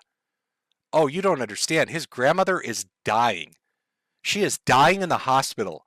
You need to rescue them and let them go so he can take care of her. Let me show you what his response was. Again, this is from the fucking Prime Minister.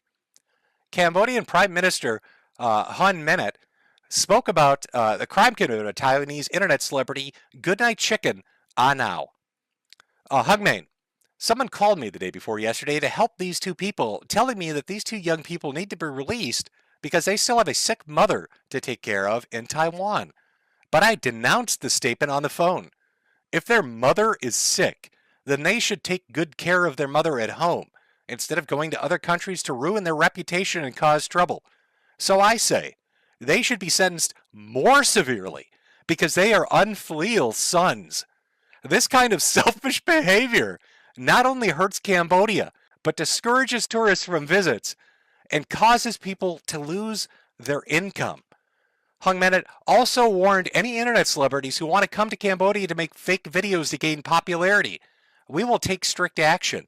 Just like these two people from Goodnight Chicken, they will serve 2 years in prison and be blacklisted, permanently banned from entering Cambodia. How fucking based do you get? Oh, your mom is sick and she's dying? I'm going to add more prison time because you're a shitty son for even being here.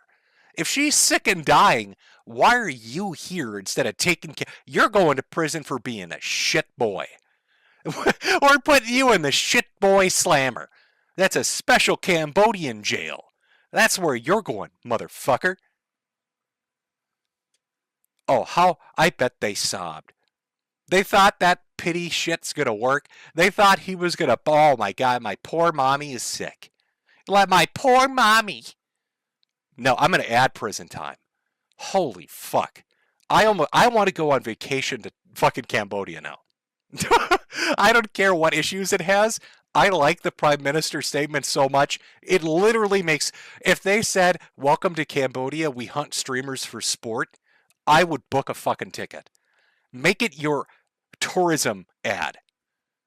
Come enjoy our beaches free of obnoxious fucks.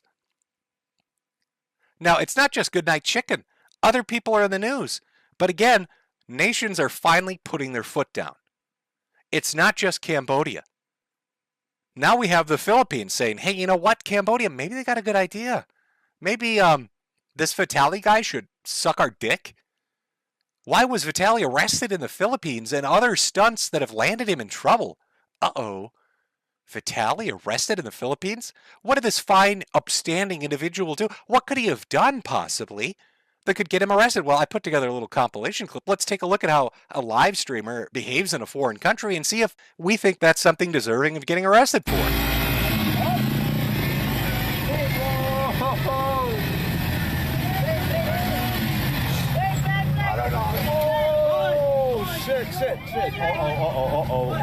Oh, shit. Oh, shit. Shit. Accident. You know, I love it when foreigners come over to my country, get on the road, probably inebriated, with a camera in their face to do a stunt, and then just get into fucking vehicular accidents. So well, let's put that up on the tally board. If a tally over in the Philippines decides, hey, let's fuck with people on the roadway, cause a few accidents, who cares? It's just a prank, bro. Excuse me, madam, I'm gonna fucking rob you if you keep walking away. Now, let's be honest. If you woke up tomorrow and there was a story, take out the live streamer portion of this. Wherever the fuck you live, there was a story that said senior citizen threatened with physical robbery by foreigner in the country for just 2 days. What would the reaction be? If I'm being honest with you, I'd be like, throw that motherfucker out. Deport his ass or put him in prison. She's just some old fucking lady. Just some old lady not doing shit to anybody. Here comes this jacked up goofball motherfucker. Oh, I'm gonna rob you if you don't do what I say. Probably like, what the fuck is this? What the fuck is going on? I want to give you money. No? Okay. Okay, because you got a COVID mask, you liberal fuck. Go get your vaccine. I was trying to give you money, but all right. Trying to be nicer. You. No, yeah.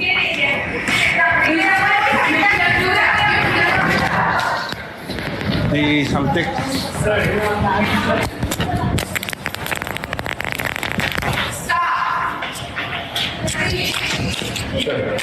Shut up. Shut the fuck up. Please. Yes? No? What are you gonna do? Hello.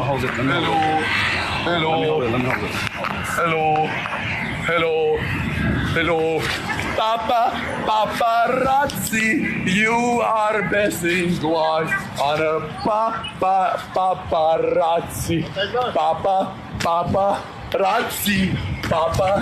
Paparazzi, you are my queen, Papa. Have we reached the point? Have we reached the point of just having enough of this shit? Like, it's just fucking people. It's just some fucking mall security guard. It's some guy not doing shit. Probably gets shit pay. Everybody makes Paul Blart jokes about him all day. Probably has to go home to a shitty apartment. Doesn't have a real family waiting for him. He's eating ramen out of a bowl. Here comes this jacked up asshole who's just got to fuck with him, steal his hat, treat him like shit. For no reason. It's just a prank, bro. I'm going to steal your shit and make you fun of you. Just a prank, bro. I'm going to tell this old lady I'm going to rob her. Just a prank, bro. I'm going to cause an accident on the highway. Just a prank, bro. I'm untouchable because I have a cell phone camera in my hand. That means everything's excusable. I can do anything I want. Sir, I have a question. Yes, sir. I have a very important question for you. No, this is for documentation film about Philippines. I have a very important question for you. Can I shove this up your booty? What? Can I put this in your butt?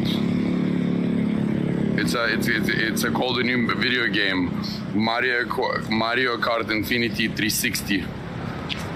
Is that okay or no? Okay.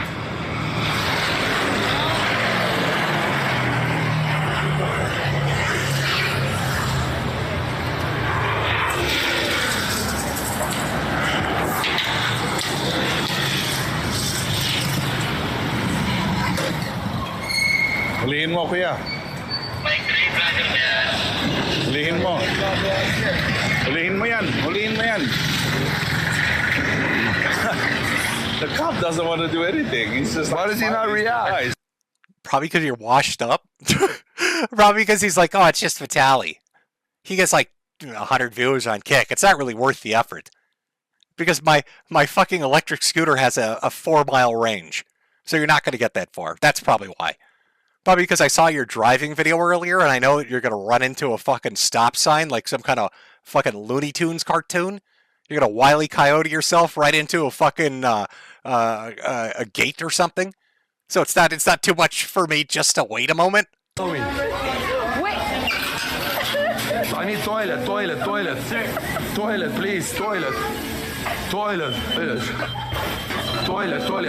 toilet, please. I'm about to take a shit. Ay, caca. No. This is not how you make the burger. Show me how you do it.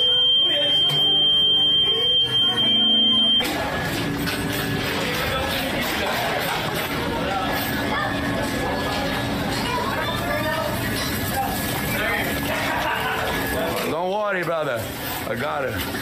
Don't worry. I'm the manager. My name is Vitaly McDonald. Ron McDonald is me. The manager told me to cook. We need some salt and pepper. Don't make me look for it. All right, motherfucker. I guess. Salt. Give me salt. No, that. No, that's. Can I have salt, please, sir?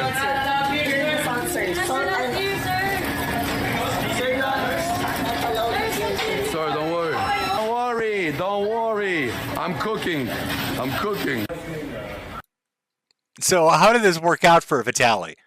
Well, now he's arrested, and he's facing, I think, up to 24 years, a quarter of a century in prison for all his shenanigans.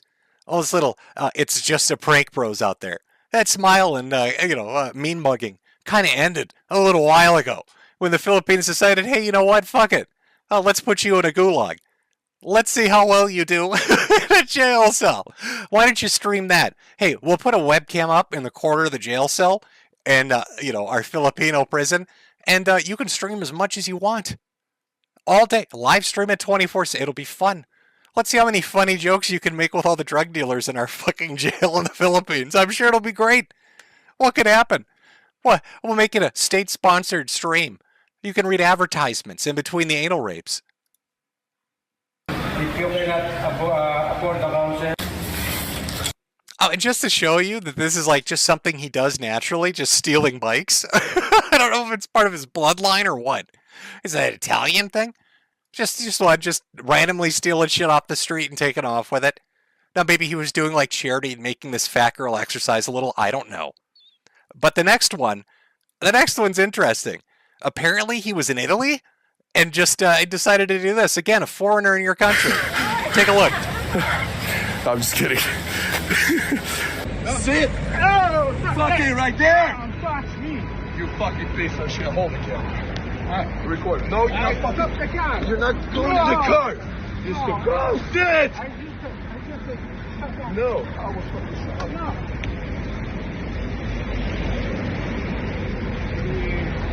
I pay you.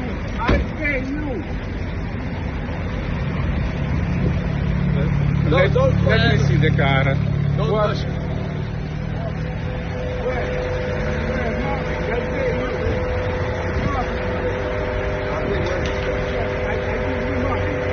Give me all your cash. Give me all your cash you got. Give me everything you have. Give me all your money. I want all your money. I'm gonna manhandle you and demand all your money. Give me all your money. Then I'm gonna steal a bike and fuck with some security guards. So we've got Cambodia putting people in prison for 2 years. The PM just wants to put them in for even more. And now the Philippines, 24 years in the slammer for Vitaly. Then what do we have going on? Well, of course you've got South Korea, where the newest iteration of the Johnny Somali saga, I mean, you could go watch Atozy or Legal Mindset or all these other people that are flying out to do it. They've got better coverage than I could give you. It's been a months-long saga, but the newest iteration, the newest a bullet point for our boy here, Johnny Somali faces sentencing in South Korea over child sexual harassment allegations when he went to a public park and started talking sexual shit in front of kids. And they figured, fuck it. We hate this piece of shit. We're going to make him pick cabbage for eternity. For eternity. This is something that's happening all over Asia right now. Cambodia, the Philippines, South Korea. Japan now feels embarrassed for never pursuing Somali. You know, it would never happen in China. They hire influencers to come and kiss the ass of their cities, but they would fucking jackboot your ass out of there so quick if you tried any shit. Now, I don't know why it's Asia that's put its foot down rather than Europe or North America or South America, but for whatever reason, Asia has now made it a sport to hunt for IRL live streamers. Whether it's in Cambodia, South Korea, the Philippines, Japan, China, it doesn't matter. It's getting sad over there. And the funniest thing in relation to all of these happenings when it comes to these obnoxious assholes with their fucking little cell phone cameras is nobody feels sorry for them. Not a single person is out there crying about the plight of live streamers being put in a hole for the next quarter century. All right, this isn't the 90s. Here's a little blast from the past. I don't know if you're familiar with this. Take a moment, take a look. See, does this remind you of anybody? I'll give you a hint. The country is Singapore. Now, maybe you don't have any clue Let me read the little blurb for you. In 1994, a court in Singapore sentenced an American teenager, Michael Fay, to be lashed 6 times with a cane for violating its Vandalism Act. Caused a temporary strain between Singapore and the United States. There was so much press about this kid getting caned for chewing bubblegum. But when you read that second sentence, Fay was arrested for stealing road signs and vandalizing 18 cars over a 10-day period. Seems like there was a little more going on than just bubblegum. Seems like there's a little more going on than that. Now, granted, this wasn't a live streamer, but that mentality, he would have been. He would have been. Fay's sentence garnered controversy and was widely covered in the media in the United States as it was believed to be the first judicial corporal punishment involving an American citizen. The number of cane strokes in Fay's sentence was ultimately reduced from 6 to 4 lashes. Mr. Fay, did you say thank you?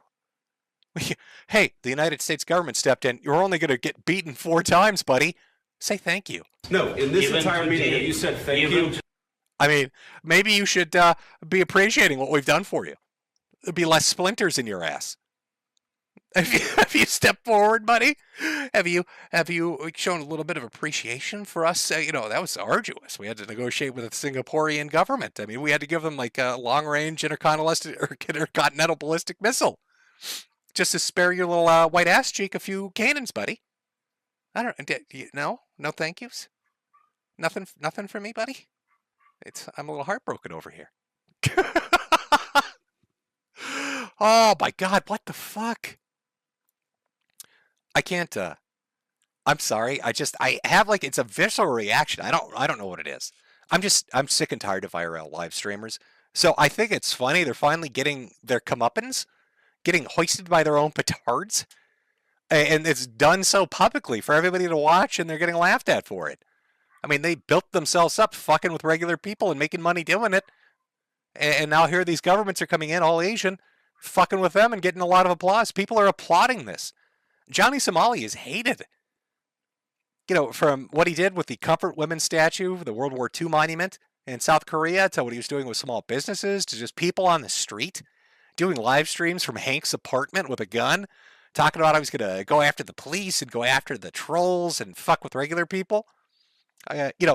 He got confronted in the street, Johnny Somali did. Let me put his picture back up here so people know who I'm talking about. Hold on here. Where is Somali? There we are. He got confronted in the street by somebody, I think it was in the South Korean military, who smacked his ass. They just belted him one. And that guy got found guilty. He got in trouble for it. He got a $4,000 in U.S. currency, $4,000 fine. That got paid for. I don't know if you're familiar with the channel Donut Operator. He does a lot of police videos and shooting videos, but he paid it. But that's what I'm saying. Like hunting these guys in real life and fucking with them and encouraging the government to go after them, like everybody likes it. And the people that are, getting slaps on the wrists for going after them physically are having their legal tab picked up by people all over the world because fuck Johnny Somali. Because nobody likes Johnny Somali. And if you notice in the Philippines story, and I think in the Cambodian story, it wasn't just the live streamers, but their film crews too got in trouble. And now what's happening in South Korea is, it sounds like Hank, the guy that Johnny Somali is staying with over in South Korea, is going to get in some shit too. Because I know the cameraman for Vitelli had to flee the country. He got the fuck out of the Philippines because they were going to arrest him and charge him with similar crimes because he knew the law. He was encouraging this goofy fuck to go out and do this shit. Then you got Jack Doherty, who somehow said he got robbed at gunpoint for his jewelry on Rodeo Drive. That either means that Jack Doherty has now reached the point of so hated that rich people are robbing him on Rodeo Drive, or he's so out of money because he can't whore out OnlyFans girls by acting as their digital pimp that he's faking robberies to try to get insurance money for his shitty, chintzy jewelry. But either way, fuck Jack Doherty. So we're in a renaissance. It's a IRL live streamer apocalypse, and it's open season on these fuckers all over Asia. If I were a live streamer, I would not set foot in any of those countries. And hopefully over here that mentality picks up, because we've got so many shitty live streamers and narcissistic cancel culture idiots like that guy on the Somali playground. A fucking accused pedophile who felt so justified in his moral outrage that he was going to get a mother in trouble. A pedophile was going to cancel a mother because he filmed her at a playground. I think people have just they're just kind of fucking done with it. They're just a little bit tired of it. They've reached their limit on bullshit. And they've decided, GG, no re, we're done. So, good times. Fun times ahead. God, Jesus Christ, man. Oh, I tell you, folks. Get his ugly mug off the screen. Holy shit. I can't stand Johnny Somali. I hope his illegal mindset and Atozy and all the others, I hope they can find a way to film the trial. I really do. Or just be there to cover it day to day. It would be wildly popular. You'd make a great amount of money doing it. And I think a lot of people would be interested in watching them get what they fucking deserve. All right, let me see here. Let us, because I have to go through Super Chats. So I've got Super Chats on YouTube, Ko-Fi, and Cashapp. And I'll read through those.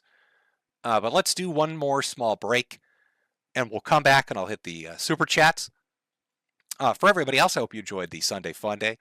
Originally, I had it planned to be a little bit larger. I was going to go talk about Ethan and Ian and their little tit-for-tatting back and forth. But I got sick last weekend. Really sick. And I still am just fucking under the weather. Now, I know I think I sound better. I think I sounded better on the last stream, too. But it's paradoxical because I'm not doing great. So 2 hours is about my limit.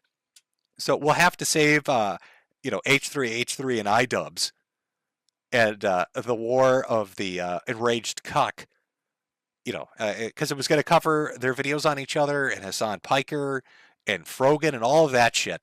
And I almost always stay away from Twitch shit, but it was just so fucking mind-boggling that I really did want to cover it.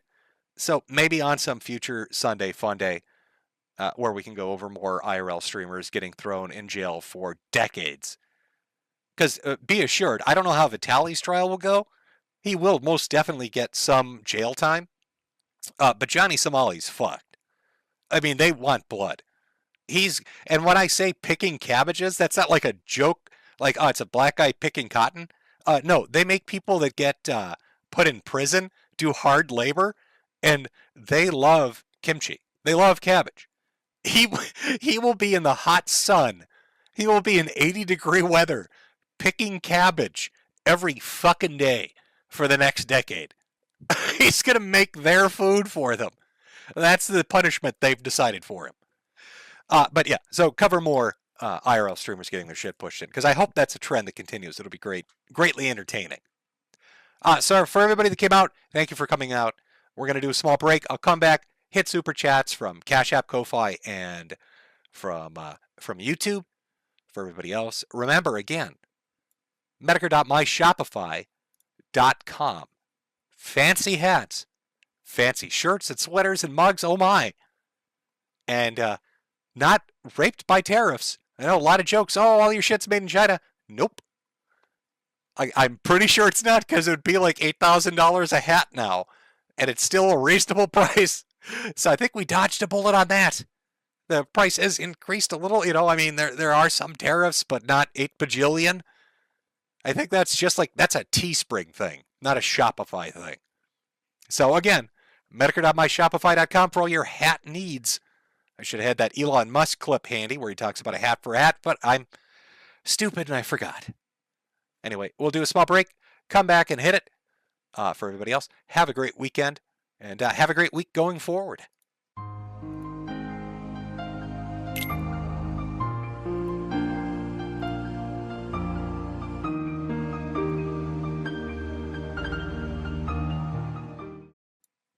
Okay, there we go. So for everybody that's stuck around, I'll get to the super chats here. I'll start with the off-platform ones. Hold on one second here. We'll start over at Cashapp, where everybody just sends me pictures of penises and says, "Suck it, Jim." It's always it's so hurtful. I don't know why they're so mean about it. Got one from Zachary here. St. Louis Blues are going to beat Winnipeg in Game 7. Little update for you sports fans from a different Zachary. A little tip for being cool, Hatman. Well, thank you very much. From Stacy. Here you go, Jim. Hope you feel better soon. I guess from Slippy. Is that what you're saying? From Jeremy. Donation for the laughs. Thank you very much. From Maria. Have you played the game Repo? It's pretty fun. No, I haven't had a chance to play the game Repo. Or really anything super modern. I did pick up, I think, what is it called? Tempest Rising. Which looked good on PC. I got everything ready for it, and then I just didn't have the time to get around to it. I felt under the weather. And, there's sometimes where you're sick and you play a game and it's a great thing, you know what I mean? It's a specific kind of, it's a specific kind of ill that you can play a game and it's comfy. But then there's some times where you're sick and there's no way that's going to happen, that kind of thing. It's one of those. So I haven't really had a chance to play anything in particular. I did want to check out Expedition 33. That was one that looked really good. People were talking about it quite a bit, and it kind of harkens back to an older style of game. Of course, more modernized in its look and mechanics, but still, maybe it's good. Maybe it's cool. A lot of people seem to like it, and it's something I'd like to give a chance. But I will keep in mind for Repo. Let's see here. From Hamilton. No message on that one, but thanks nonetheless. From Joshua, wishing you well. Well, thank you very much. Got one from Logan. Thanks for the streams, Jim. Well, you are very welcome. Okay. Let me jump over here. I got to jump over to Ko-Fi. If you give me 1 second here, I'll jump on. All right, let's see. Where are we here? From Mental Crash, happy to see you're still kicking, Jimbo. Take care. Well, I give it my best shot. From Kilkenny, have a baked potato on me, Jim. I do love my baked potatoes. Of course, I'll be honest with you. You know what I really fucking love? One of the things that I actually, crave as far as, snacks go are lettuce rolls. Lettuce rolls are the best shit on earth. You get just, the really good crispy lettuce that's just, watered, and nice and cold and crisp. It's just what you want with some good fucking meat and onions in there. With something really, got a nice, kick to it. Maybe some South Korean, Mamafuku or whatever the fuck it is. Good stuff. But I also do appreciate a baked potato. Or French onion soup. God, fuck, I love French onion soup. I'm so happy my wife learned how to cook that. Me doing it would be a disaster. It would be burnt nuke cheese on the top and fucking bad bread in there. And just the caramelized onions would be fucked up. But she literally knew I liked it and learned how to cook it. And it's so fucking good. It's going to turn into a food stream if I keep going here. From Terminal Console, Jim, thanks for the entertainment over these years. I recently discovered there was an archive of an old podcast you might enjoy. Well, I'll take a look at it. I love old podcasts. From Jerry, cheers, dude. Well, thank you, Jerry. Brutally American. So I clipped back when Ralph and Tonka were sort of normal. And then I saw an update on Nick. How is everyone you interact ends up like this? Well, they end up like that or they die. Like Coach Red Pill, not only did he fall out of a plane and break his limbs, he also was tortured to death by a foreign government. So, I mean, shit. If you walk away with a little bit of a drug addiction, I guess that's a win, considering. I feed off their energy. They're like my Horcruxes. I imprint a Horcrux in each of them, and then I come to collect it later on to expand and extend my life. That's what's going on here. I'm going all Harry Potter on these motherfuckers. I'm the boy who lived. Hi, Jim. From Awesome Night here. Hi, Jim.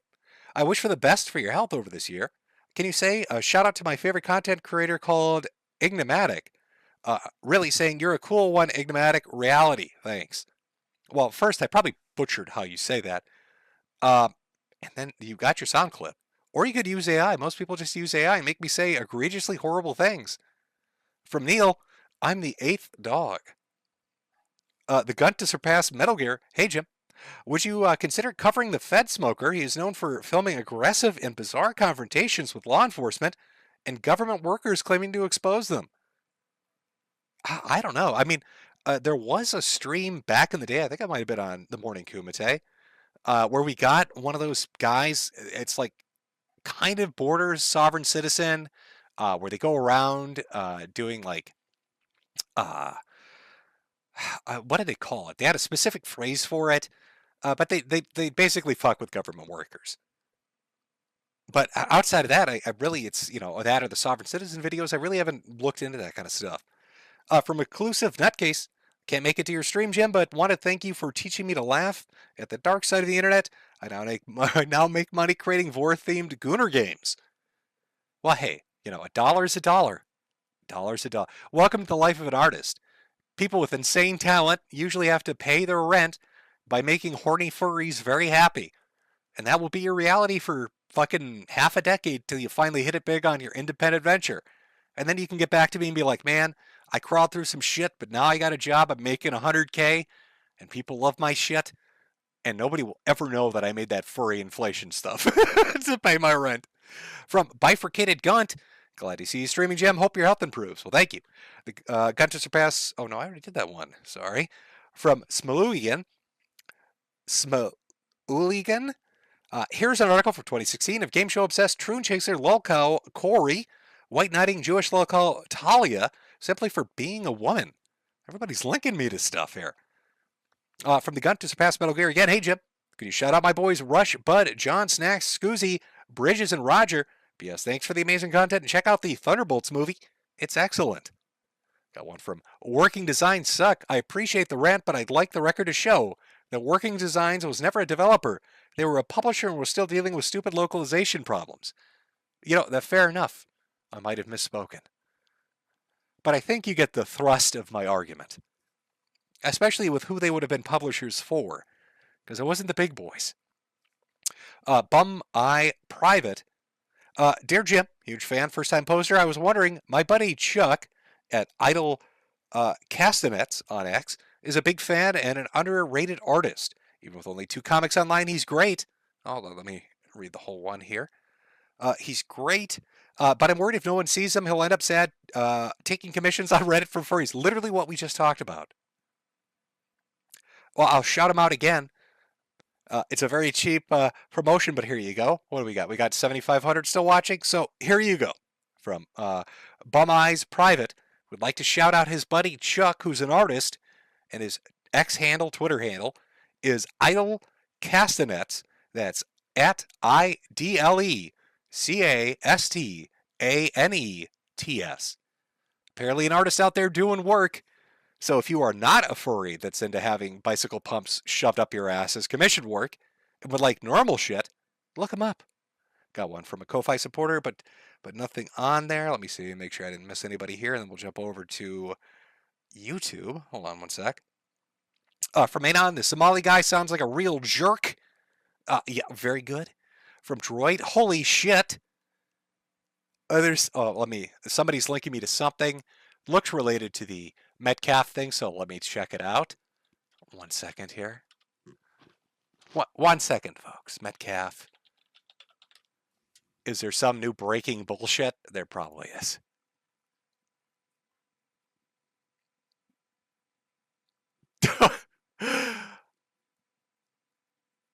Okay, yeah, we got some spicy shit going on social media in regards to this all. Understandable.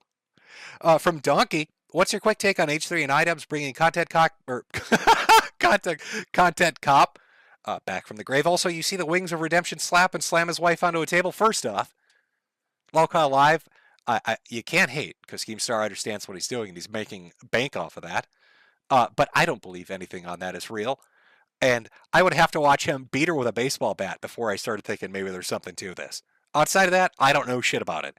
As far as, what was the other, the content cop thing? Like I said earlier, for another stream. From PPP's Whoa Buddy Echo, finally got a hat. Good choice. Red Eye Blues, I have one of those, this is a simulation conscience I had groceries in the cart that I was going to pick up when I saw your tweet notification about the IRL streamer who bug sprayed bug sprayed all the food. That was my store. I don't know if it was the same day, but freaky coincidence. Oh yeah, that's another fucking psychopath. Goes into the grocery store and goes through the produce and just starts spraying shit all over it. There was also a trend where they're going in and licking ice. God, fucking, for some reason, people think because they've got a cell phone in their hand, they can literally do anything and there's no consequences. It's so obnoxious. From Fake, which is spelled F4K3, what if there was a BLM protest and a MAGA hat-wearing Trump supporter was destroying dilators from tents, and when someone tried to stop them, was blown away with an elephant gun? I don't know. Literal who? Howdy, neighbor. Been listening for years. Your insight pre-pandemic helped me brace for impact after landing a new job. I'd like your insight again as I try running from an office seat. My main intent is to push an anti-corruption bill in the Senate and Congress. May we talk? I don't know if I'm going to... I don't know what I'm going to tell you. Anti-corruption is a pretty good platform to go on. Nobody likes it. You just have to personalize the impact of what you're doing. You have to make it real world for everybody involved. It's great to say you're anti-corruption and that you want to get rid of criminals that are doing shit they shouldn't behind the scenes by pilfering money and violating regulations. But if you can't connect to an average person and make them understand, like, oh yeah, I get it. That fucks with me. So yeah, I'm on board. Most people are just really apathetic and tuned out. If you personalize it for them, they onboard. And also, when you're trying to raise a point, and I've noticed this in regards to many things, asking a question with a simple answer in regards to the subject you're talking about is infinitely more engaging than simply telling them what you think. You know, if you put out a statement, it sounds hard to give like a specific example, but I think you'll get the gist of what I'm talking about.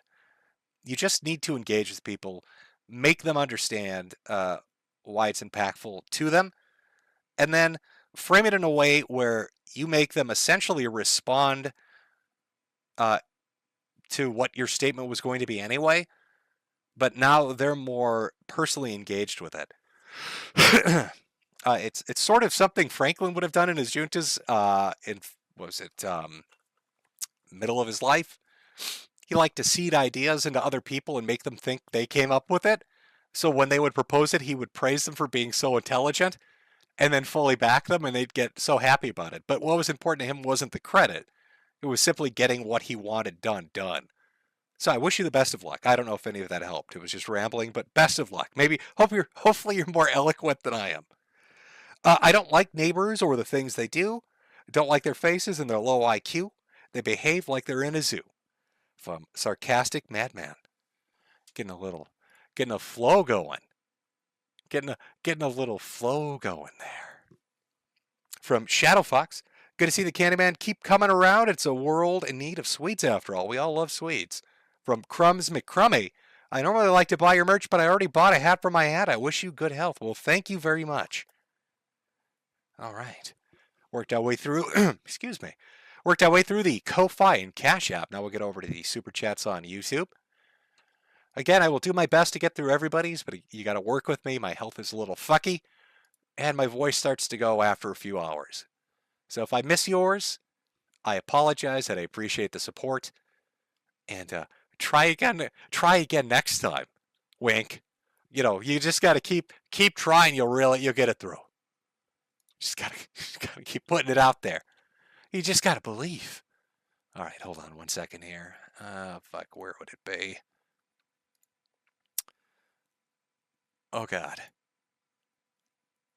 Oh, there we go. Okay, I think I found it. God, it's always some fucking roundabout thing. Good old YouTube.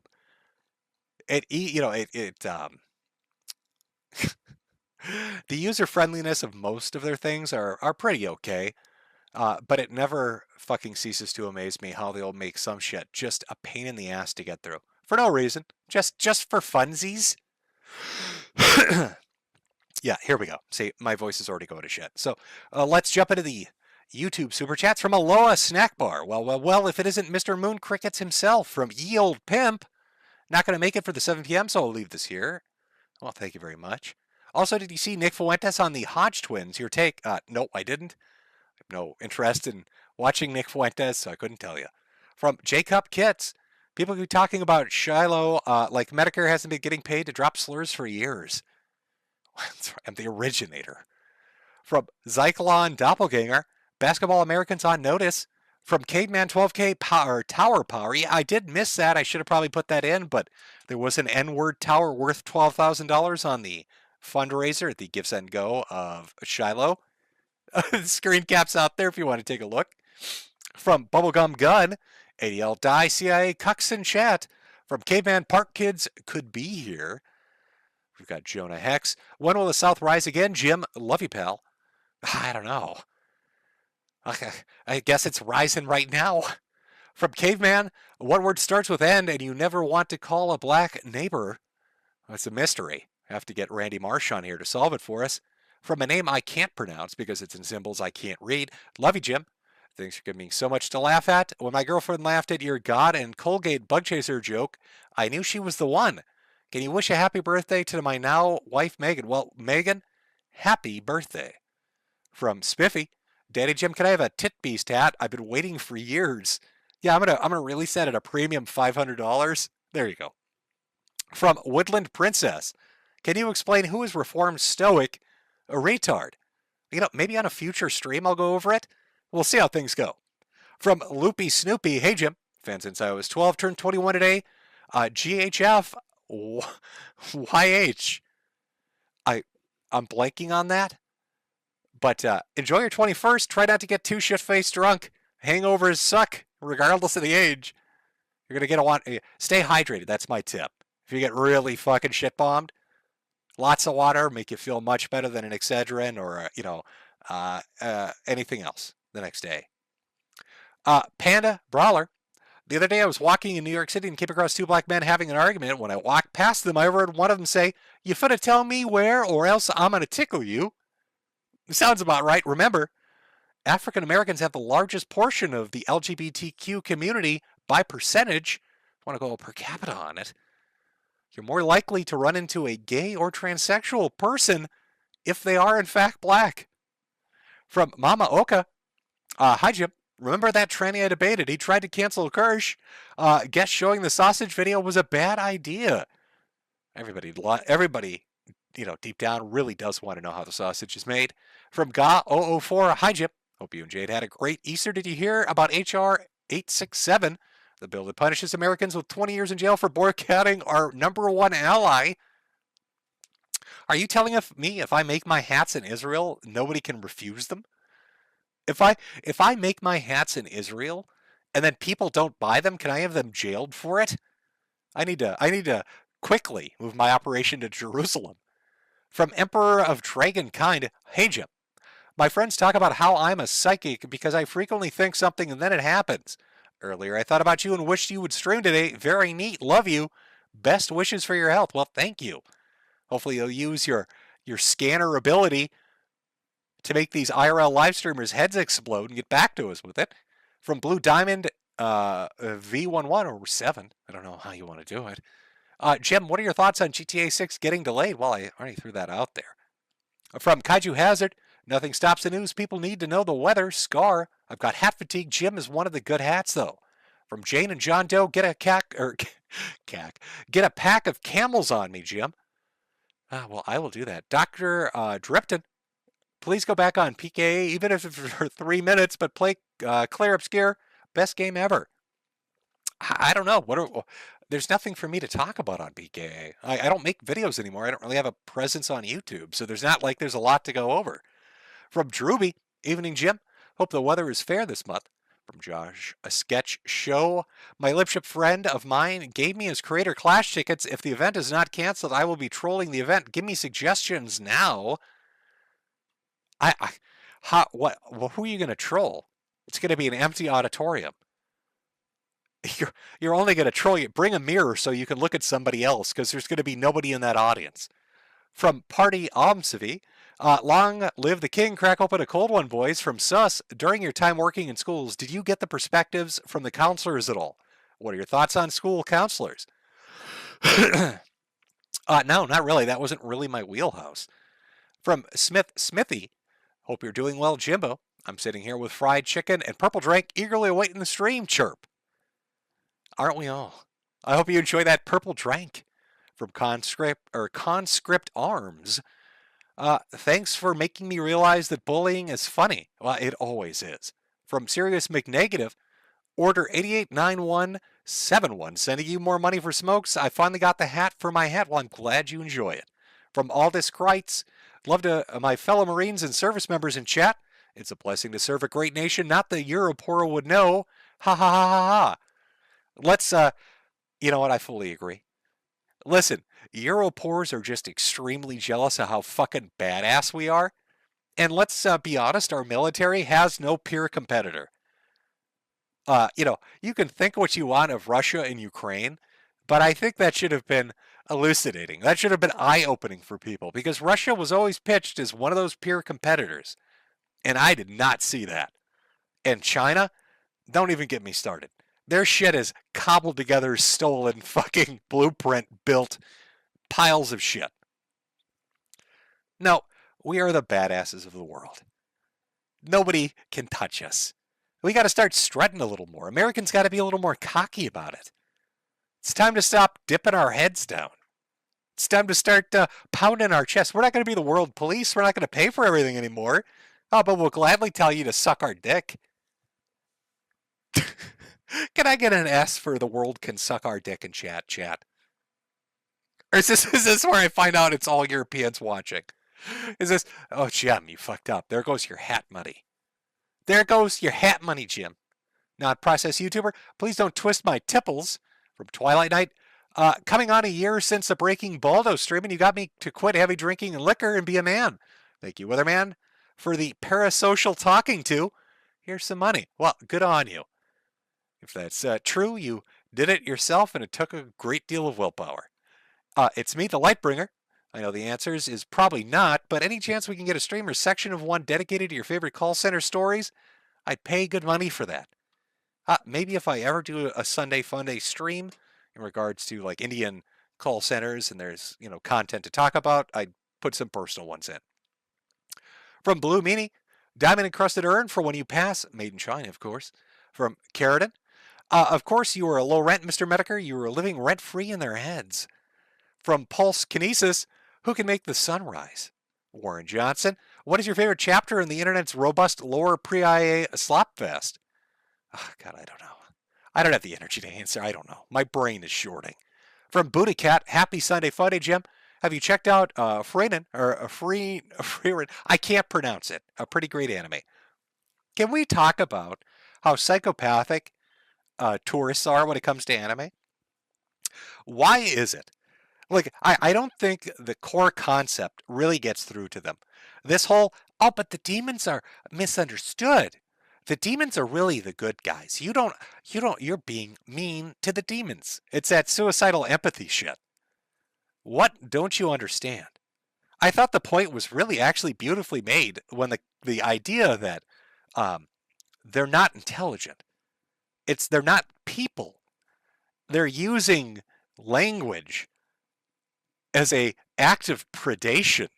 They're mimicking culture as an act of predation.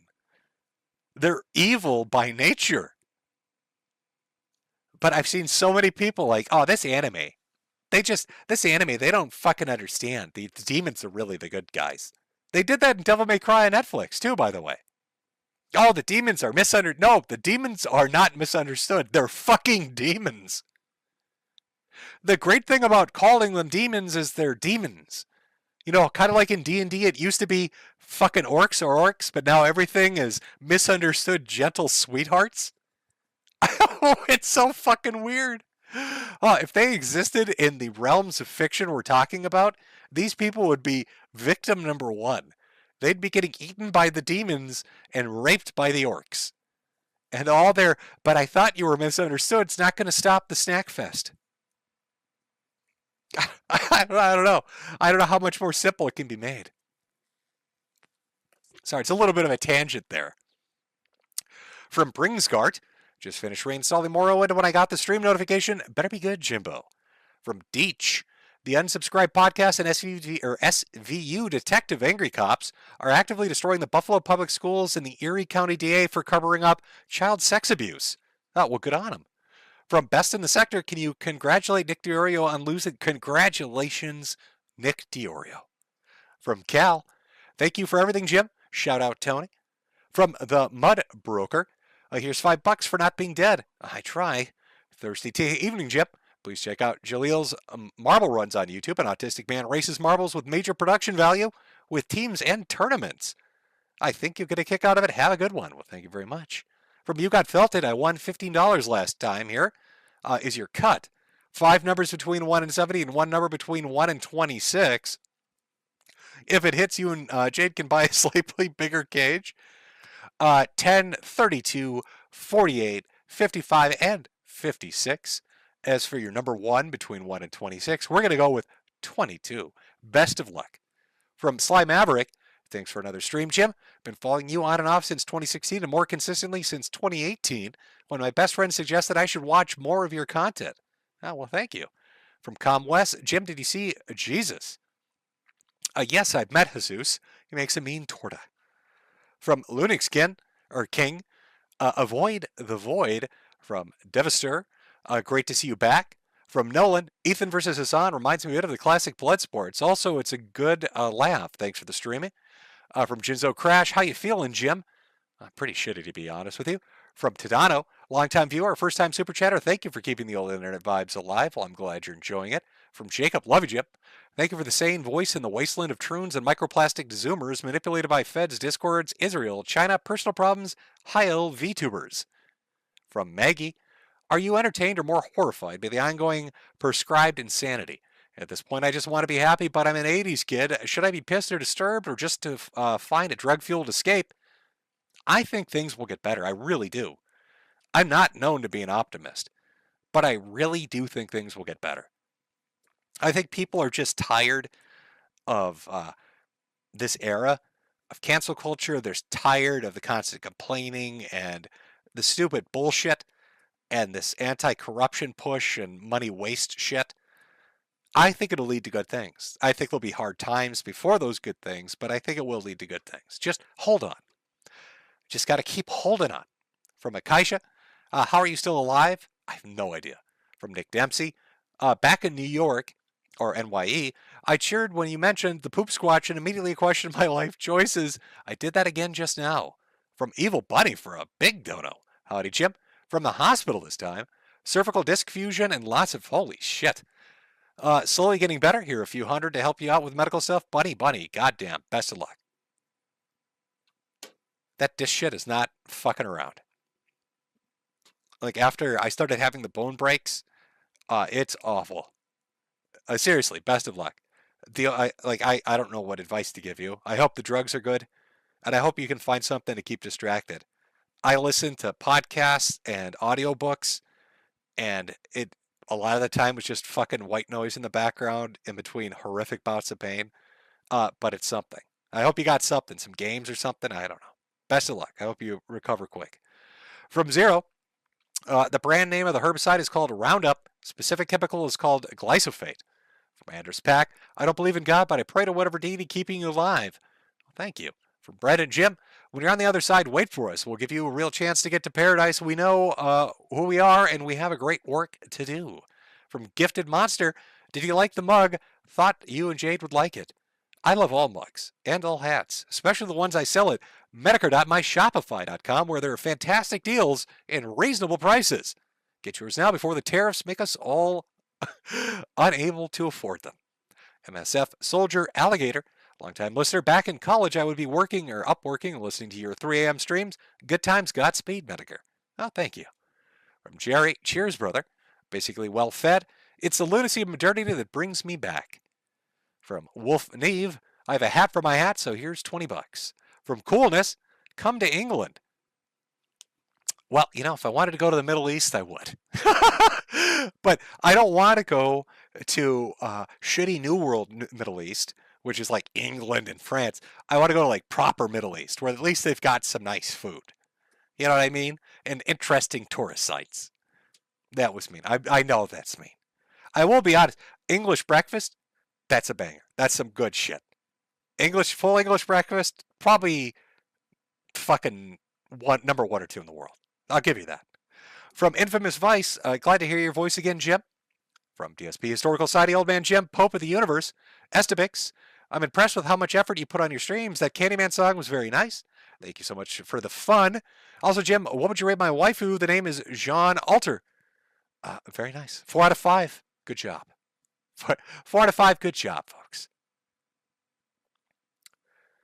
Let's see. Now we've got chat talking about English food. Toast and beans. I will say I'm never going to eat it. What is it, a toast sandwich? That just seems fucking ridiculous.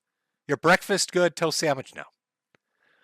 Greggy, thanks for radicalizing me, Daddy Jim. Check out Proximity Chat. He trolls furries on VR chat. Pretty funny stuff. From Rambo Stein, good to see you streaming, Jimbo. Wishing you good health, brother.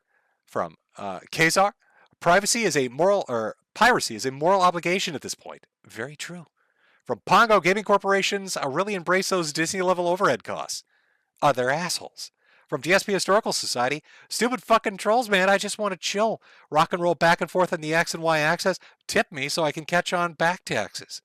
From Nicholas, fortunately, we have a product for people who aren't able to stay connected. It's called Xbox 360. Everybody is familiar. I choose Hampshire. St. Gaben will save us with the new Steam machine, Steam Controller 2.0, killing all other consoles. I pray every day. Slurp Derp. Thoughts about Nintendo's new IP Soy Nukong? Hey, listen, I think Mario Kart and the new Donkey Kong game, I think they look good, but I just can't bring myself to pay that kind of money. In GTA 6, I'm sure will be fucking amazing, but I just can't pay that kind of money. I just can't do it. Can't do it. From Kazar again, P to piss on Polygon. From Patrick Bateman, is Acceleration Gaming's last hope? I think they're fucked either way. I mean, I think we're watching the at least the current iteration of the industry and all of the secondary and tertiary businesses like journalism, gaming journalism. I think they're fucked. From Jonathan, I can't game. George Gamer Floyd. From Finn Frog, Year of the Chuds Part 2. From Zeb Hill, can you remind my friend Puffin that he's not allowed within 200 feet of a public swimming pool? Is he one of those dudes that swims with a shirt on? Is that one of those things? Listen, Puffin, bro. If you're fat, you're fat. Nothing's more uncomfortable than a fat dude wearing a shirt at the pool. Like, nobody's going to look. Everybody at the pool just wants to go in the pool and have fun. Relax. Yeah, some people are probably going to make fun of you, but it'll be a lot less than wearing that fucking t-shirt and getting wet. I think chat agrees with me on this, Seb. I don't know. Let me pull chat. Chat, should Puffin take the fucking t-shirt off? Should Puffin just simply swim like a normal guy? Let those fat titties plop out. Puffin, stop being a party pooper. A pool party pooper is algebra, like Mad said in chat.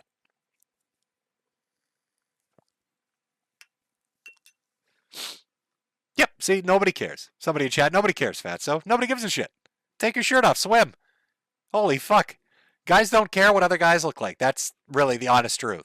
Women obsess about each other. Guys don't. You can be the fattest fuck on earth. Nobody cares. We all just want to swim. Nobody gives a shit. Have fun. Puffin. What is his name? I'm just assuming that's why he's not allowed near public swim. I don't know. Zeb, tell him to let the titties out and go swim. From Camphor, gaming industry might die before St. Jude's patient Jim. From Goomer81, it's ironic we went from Five Guys to them working at Five Guys. Very true. From Derry Kimmy, you're always skipped reading my donos. Thanks for the years of laughs. Life is busy, but doesn't mean we don't have time to laugh at internet dumbasses. I got you this time. From Brinsgart, new games will come out on floppy disks to support your Lego Retro Tech dubs. Very true.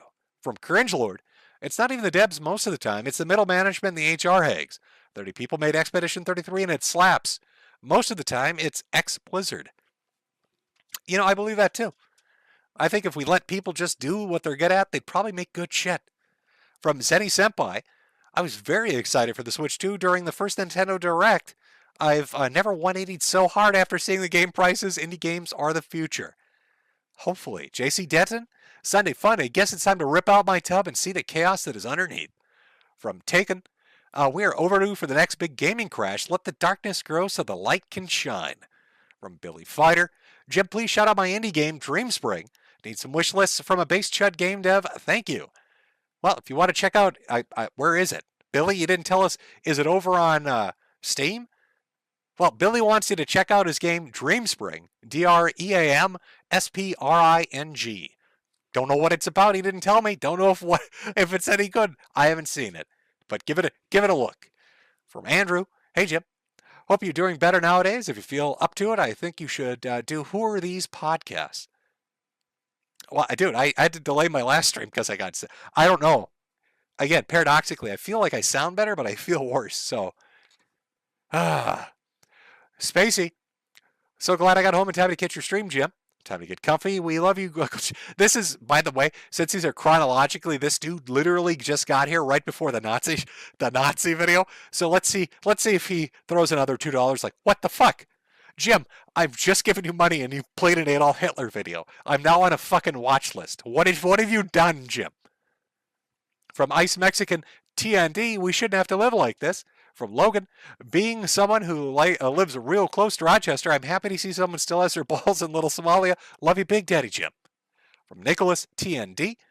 From Suki, so what lol. From Caveman, comment redacted. From Bling Blong Dinga 2, there's a difference between Christian or godly forgiveness, real virtue, and political posturing and virtual signaling. This is actually, I did want to touch on this. Because I think it's more politically motivated than it is religiously motivated for this guy. But yes. Yeah, it's the... he's trying to put forward, the father has said this a few times, that, this is my Christian duty to forgive the person that's wronged me. I should put it in the hands of God. And, that's a utopic way to look at the world. But at the same time, that sort of forgiveness should be given to people that actually, demonstrate atonement.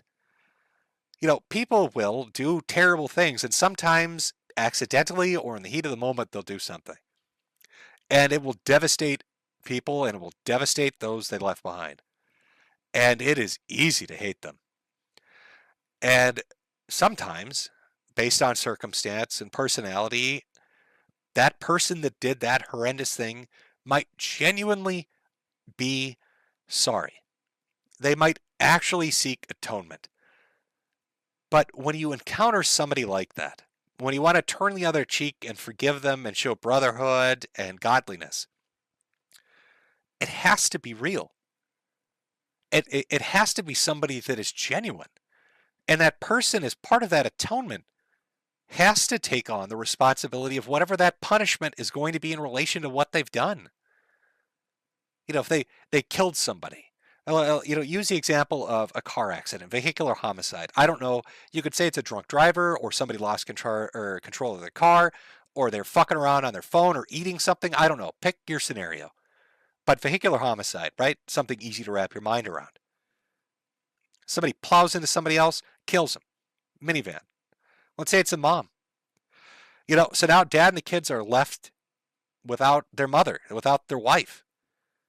And they hate the motherfucker that did it because they will never get her back. But let's say the person that did it is not a malicious asshole. And they understand they've done an egregious and horrible thing. And they are willing to take the court's punishment. And they are genuinely sorry. And they are fucked up over it. That's somebody you would offer your hand to. That's somebody that you would show religious tolerance to. But not some asshole that bought a Lambo and a $500,000 mansion with the money he got from people laughing at the fact he gutted your kid.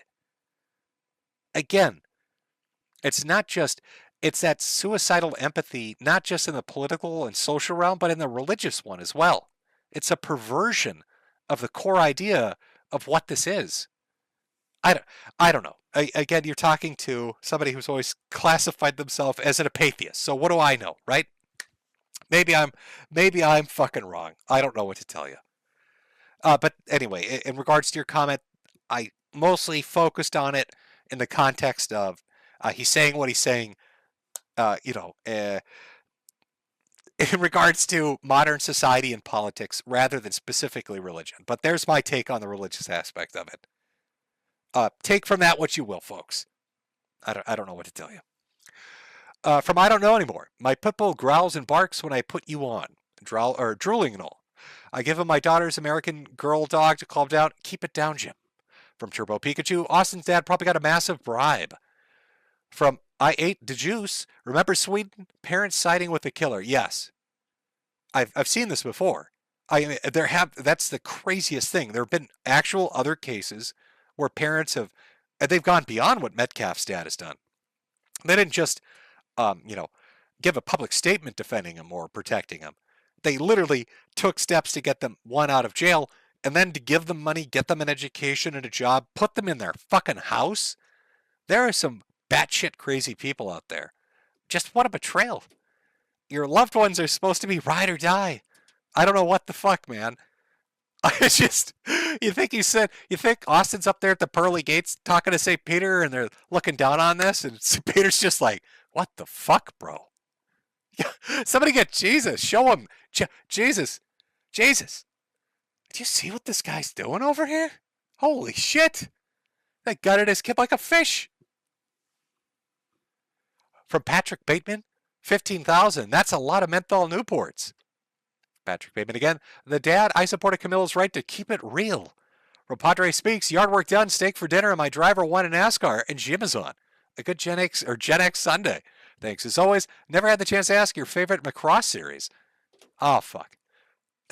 You get into the stuff that's super specific, and, it's not an easy answer for me because I have like an actual detailed answer for that. Another day. I will keep it in mind, but another day. Because Jimmy's voice is going to shit. Remember, I started this at 6. We've been going to 3 hours. I've still got a good amount of, super chats to go through. About half of what, I got half done. Alrighty. Okay. My voice is dead, and I feel like shit. So I'm going to try to stick to the bigger one and up as far as super chats. I hate to do that, but I'm kind of at my limit, and I want to try to get to more of these if I can. So I feel like a 20 and up one right now. From Brack L Track, surprised you're still alive. 2025 confirmed good year. Well, thank you very much. I'll throw a few small ones in here too. Judy Tester, Sneed, always got time for that. Emperor Dion the Lion. Hey Metokur, I know you personally understood, but just want to say black folks are lost. Carmelo is obviously wrong. Even though I look like them, any group who behaves like this are not my people. I just don't get the Carmelo thing. And, I went over it. Especially when it comes, like I said, my main thing with that dad, the thing that really sticks out is just, it's the familial betrayal, the filial betrayal. I don't know. It's the idea that you're supposed to defend your kids. It doesn't matter who you are, you're supposed to, and it's just so fucking ridiculous. Dogs with Chips, Black Supremacy just flipped the script. From John Pork, have you seen the Hyperborean Austin memes? Yes, I have. From RV Schwartz, Sweetie Squad, haven't seen Hell March in years. Long live Jim. I know, it's been forever, hasn't it? It used to be nonstop Hell Marches on YouTube. From Ticking Pigeon, hey Jim, the other day my younger coworkers were talking about other Kintherians and pronouns. The sheer disgust the teenagers spoke with gave me hope. Maybe kids will be all right. Well, listen, even outside of the current context, it's like every generation likes to rebel against the previous one. You got a nice homogenous nuclear family society of the 50s, and then what do you get? You get hippie rebellion. You got the I love money shit of the 80s, then you got the PC inundation of the 90s. Oh no, money's not important, feelings are. So, I think the kids that have grown up, because it's almost been 20 years really of this shit, this PC mentality and mindset, I think they're not going to give a fuck. I think they're going to be like, fuck this. I want to say shit that's funny and talk about things I actually believe, and I think that'll be beneficial for everyone.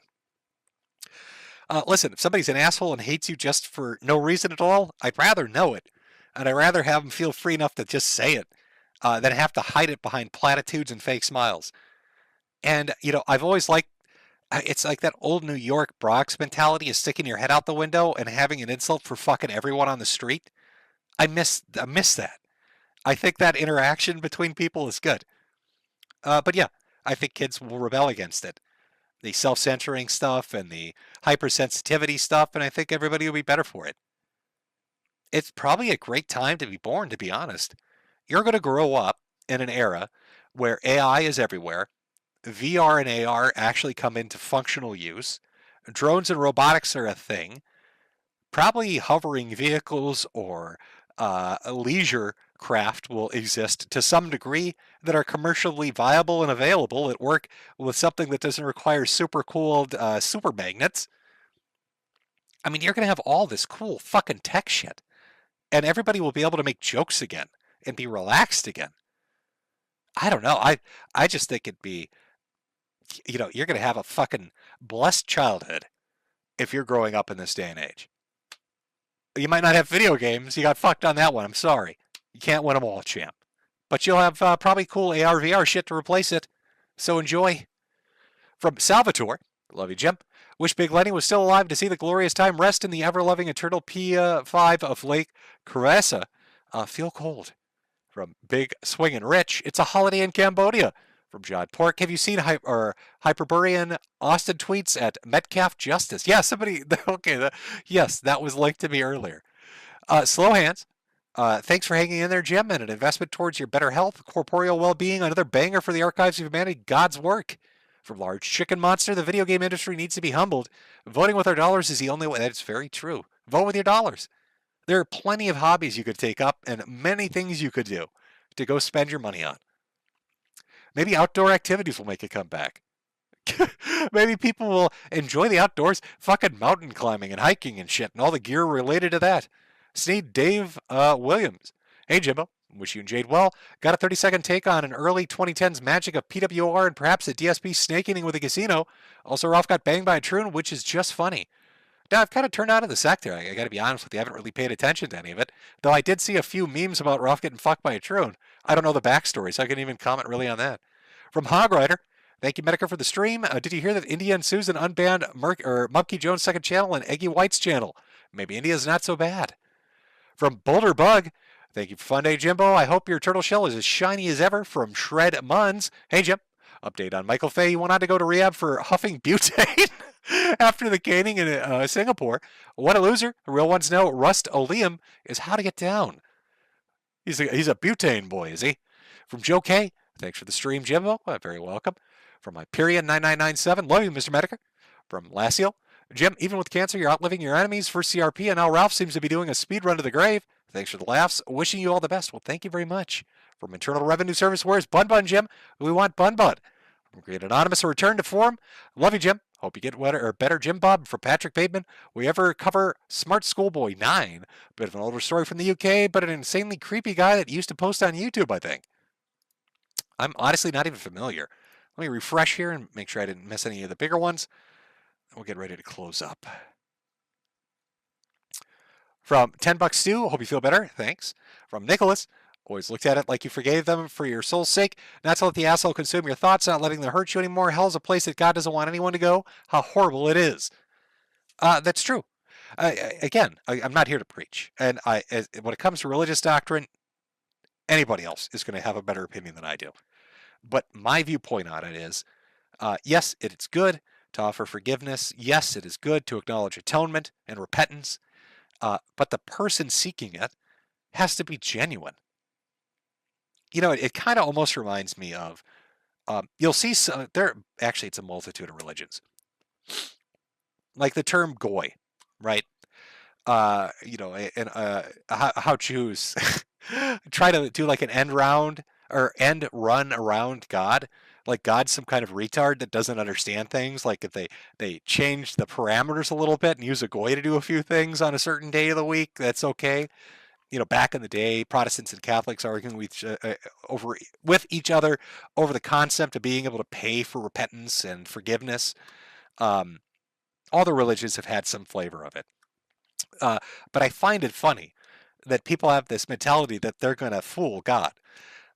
If you believe God is real, if you believe in this omnipotent, omnipresent, omni-all divine being that created the heaven and the stars, created you and your brain, the hat that's on your head, what's in your mind, the laws of physics that are keeping you functioning the way you do, they created fucking everything. That you're so smart you're going to trick God is pretty laughable.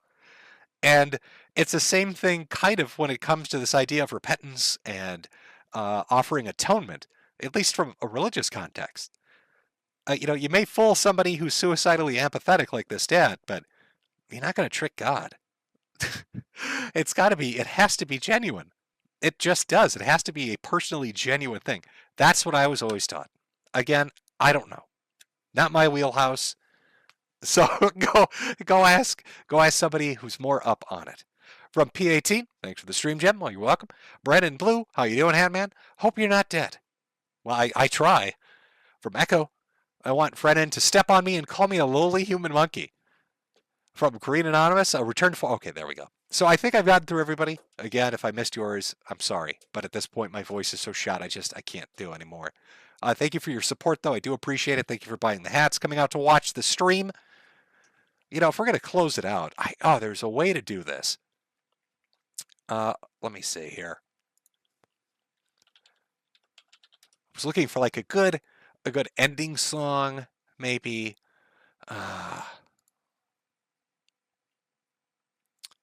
Let's see. You know what? I know what we can do. Because somebody was actually mentioning this. Oh my God, did they take it off? There's no way. Oh no, here we go. Sitting at nearly 500,000 views. I'd like to think I helped with this. All right. From the Warburton community members, I like to think I had a part in this. In getting these fantastic, almost 500,000 views for their PSA, which is very important. We just talked about that caning dude huffing butane. So let's close it out with a banger. Let's end this. Oh, let me turn this. There we go. Let's close this out with a banger. A little message about the dangers of going all Rama.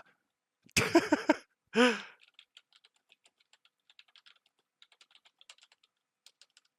do that. There we go. All right. Again, thank you for coming out. Thank you for your patronage and your support. Hopefully, my health, I don't know, allows me to do more Sunday Fundays. That would be enjoyable. I do like laughing at retards and talking about shit going on. It is enjoyable from time to time. I hope you all have a great weekend. And of course, I hope you all stay away from huffing butane like the guy that got Singapore staffed. Caned, I guess. I can't think of a good alliteration for it. All right, I'm running on fumes. Oh, is it not gonna? Of course. Got to put a YouTube ad in there. God forbid I watch a fucking video that's 3 minutes long without a 2-minute ad.